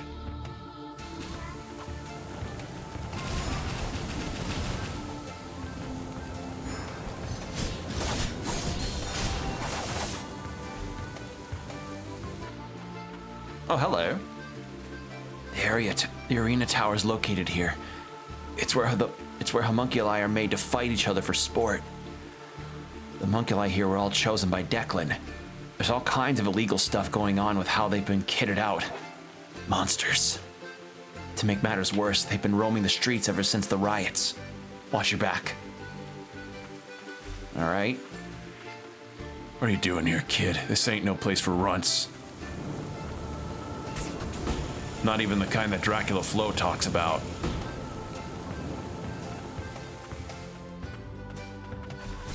Oh, you're cool looking.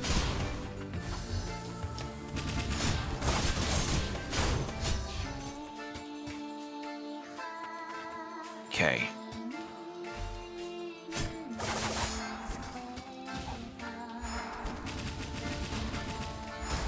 There we are.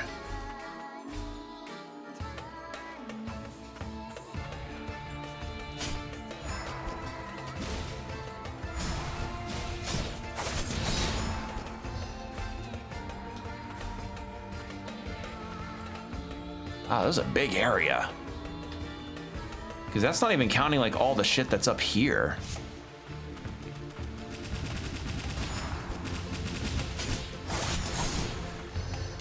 Thank God this isn't flooring that does like status ailment damage. That would suck.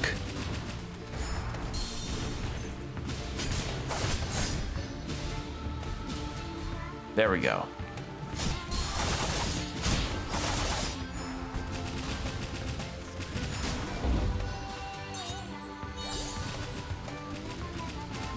Well, I guess technically my punch ability does do status ailment damage, but having a more consistent stream instead of like a single attack is nice.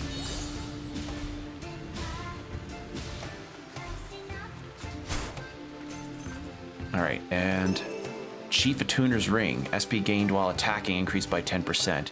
A ring that was displayed as a prize in the arena tower and stolen during the chaos that ensued during the riots. It has been fashioned using magicite of exceedingly high purity and is said to have belonged to the Frost's chief attuner. Okay. Cool. All right, so all that's left is that upper area that I can't, I don't think I have the ability to quite get up there. Do I? I do actually, hold on.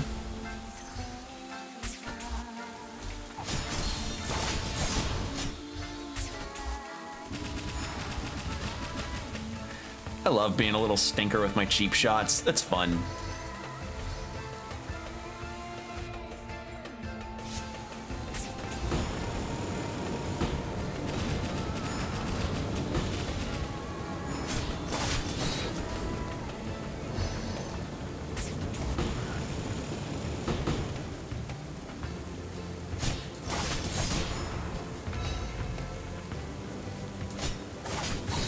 Oh,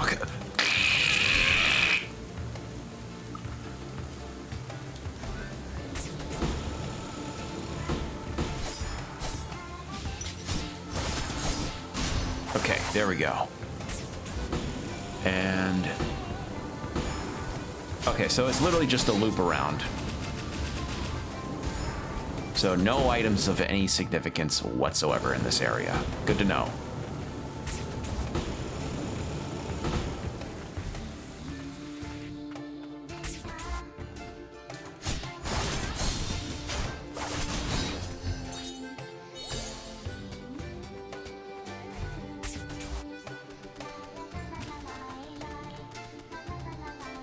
Just pip him, please. All right. I really enjoy the upgrade to Nola's scythe. I love the animations in this. Like, as I said, the animations in the first game are not bad by any stretch. It's just noticing the difference here of how much more fluid the motions are is really something. This game's really cool.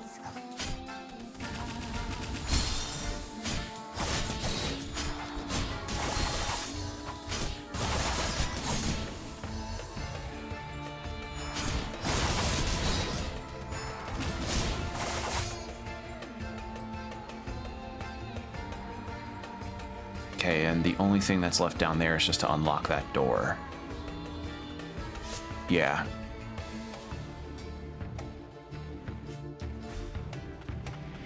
But I want to see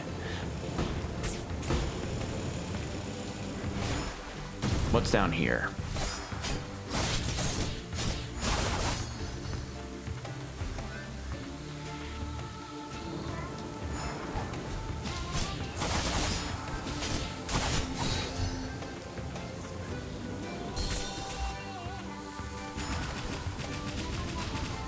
Yeah, Yolvin's way better for this. Yeah, just without a doubt.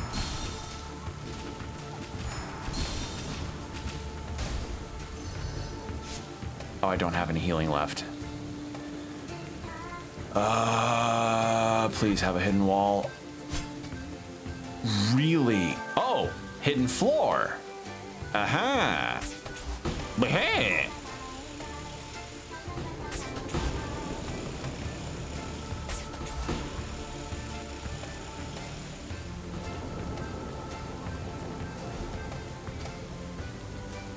Huh?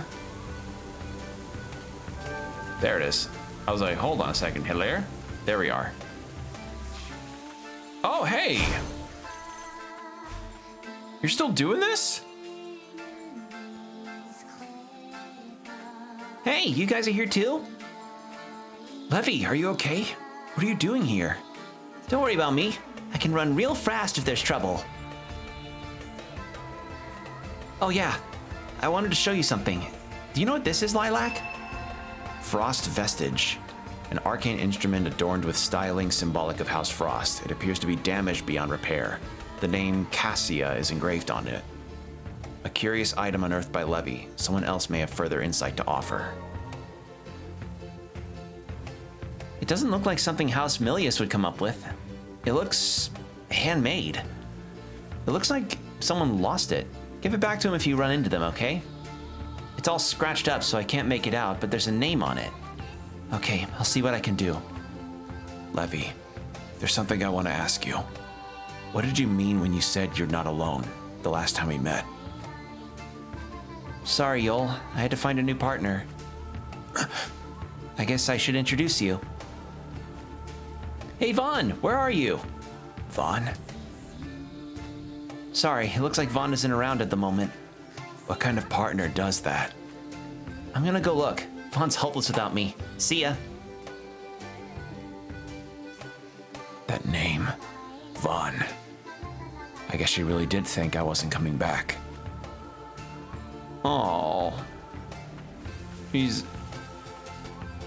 Oh, watch Vaughn end up going mutant too. Alright. And then this loops back this way. There we go. Okay, so that loops all the way through there. Oh, and there's an item all the way at the bottom there. Okay. So how about we do...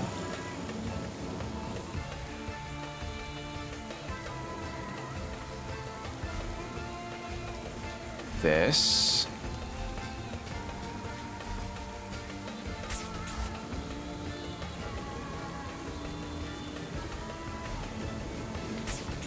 There we go.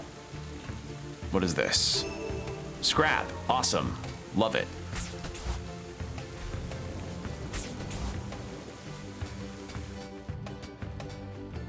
And I think this completes this area, right? It does. Everything's coming together.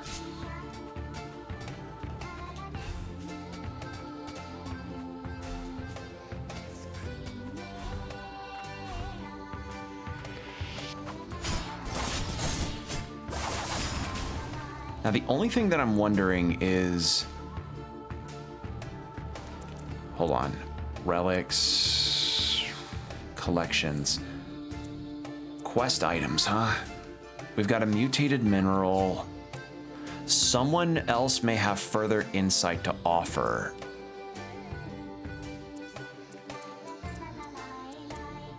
Who would I bring these to is the question.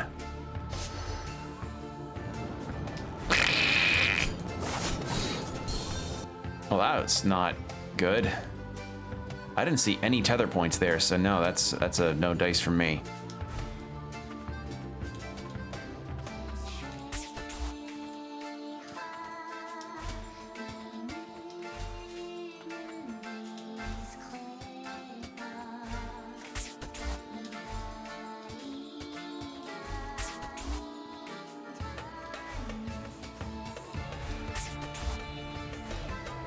Only thing is, do I take it to the crafting people? Uh-oh.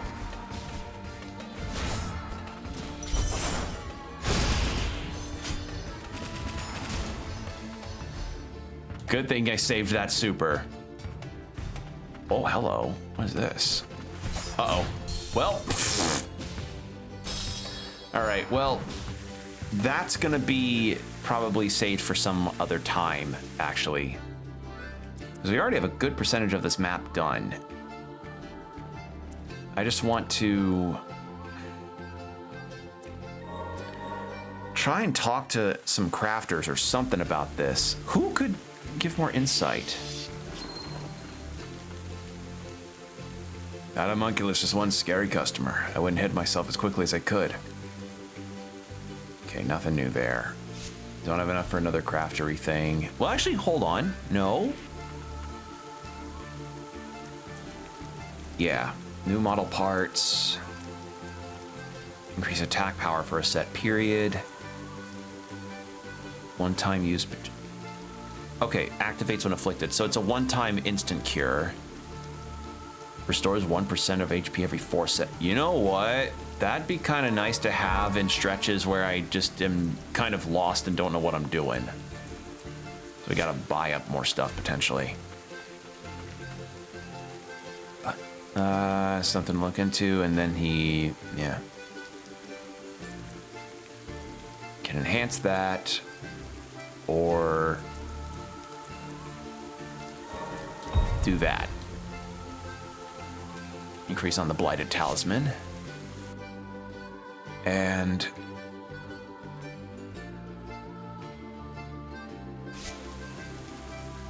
it feels like there's something else I'm missing. Hold on. Ah! I was correct. Now, whether or not that's the only thing, I have no idea, but I was correct on that.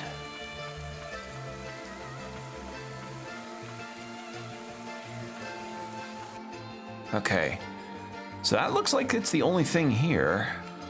In that case, is there something? No. Well, let's see.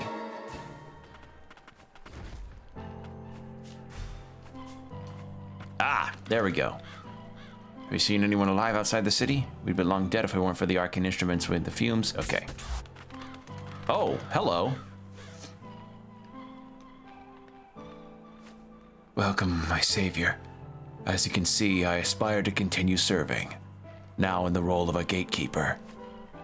It is a shame, however, that the work is so mundane. It is so mundane, or that the work is so mundane. It is not a posting that makes use of my qualifications and... Oh, that mineral you're carrying. If I may, could I inspect it? Oh, you're who I take it to. It appears to have a fossilized form of the blight trapped within it. Most unfortunate, for it is otherwise a fine specimen. Is there anything we can do? Such specimens can be prone to chipping. It will need to be cut with the utmost care. Fortunately, this is a task I am uniquely qualified for. It has been too long since I made use of my skills. I shall get to work right away. Behold, see how it glows. Oh, 20! A large piece of magicite contained within ancient Argentine vial. It bears a rune that activates protective magic to aid the bearer. It is rumored to be the invention of a witch from Land's End, east of the Land of Fumes. Okay, yeah, so these take place in the same world. Interesting. Like, it's not just like, oh, this is the future and it might be the same location. No, this is a different location, same world. Wow, it's so vivid. There are likely many such magical articles to be found in the depths of the lower stratum, where the land of origin is said to lie. Should you require anything else, please let me know. I shall only be too happy to be of service. I will, thank you. I've got another thing for you. No irregularities detected.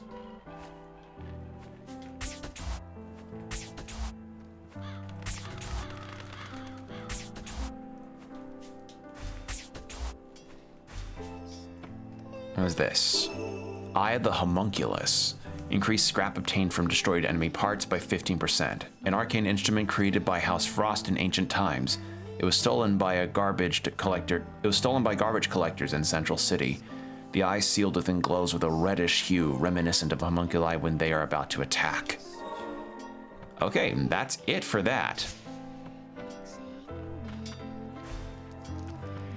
Do we have any other dialogue to have, actually, since we've done a lot of progress? No. And we have 2 free slots open for another relic, but for now,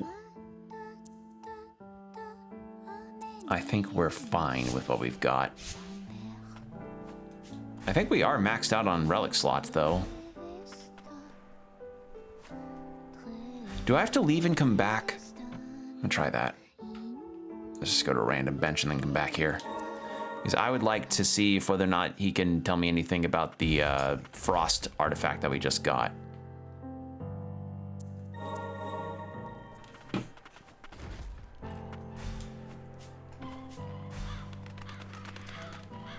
Nope.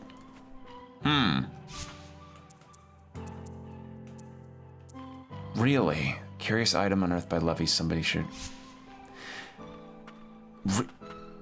So maybe it's different NPCs have different insights on these things? Odd. Well, let's head back to Central Stratum, and then we'll probably end there since we are about to approach the 4-hour mark, and I'm starting to get a little sleepy, and yeah. But yeah, that's it. That's gonna be it for the night. So, thanks for coming by, everybody, and watching. I really appreciate it. Listen to me ramble about the ramble about the convention and the stuff I did and the other things, other subjects. It's always fun to get to chat with you all whilst playing cool games like this. So, unfortunately, we have another weird week since I can't really do multiple, like more than 2 days or so this week. So, if you are watching this on the VOD, my schedule is up on my Blue Sky, and I recommend you give me a follow there to be updated on scheduling and what have you with any stream updates that may happen. So be sure to follow me over there to see what all I've got planned. And as for other plans, since the Steam Next Fest is actually coming up alongside the Summer Games Fest and everything next week, I'm thinking next week I actually want to do a demo showcase, because after that week I'm gonna be gone for a little while for a family trip. So yeah, it would be, let's see, so my trip is actually from the 14th to, I want to say, for the entirety of like the week after Father's Day, like Father's Day weekend. So I'm gonna be gone for that. So what my plan will be is to, whatever days I can stream that I can fit, I want to plan on doing demo streams all throughout the week of the 9th of June until around the 13th. Variable on what days it could be, but I wanted to let you know that that's the idea I've got in mind, since I love Next Fest and I love showcasing the demos of games that, you know, have something really awesome to share. So yeah, that's my plan for next week, is that I'll just do a demo day stream. But for other plans this week, as I said, refer to my Blue Sky for that. So yeah, with that said, take care everybody. I appreciate you all for coming by and listening to me yap. And for VOD watchers, stay hydrated, keep your postures checked, and I'll see you next time. Bye.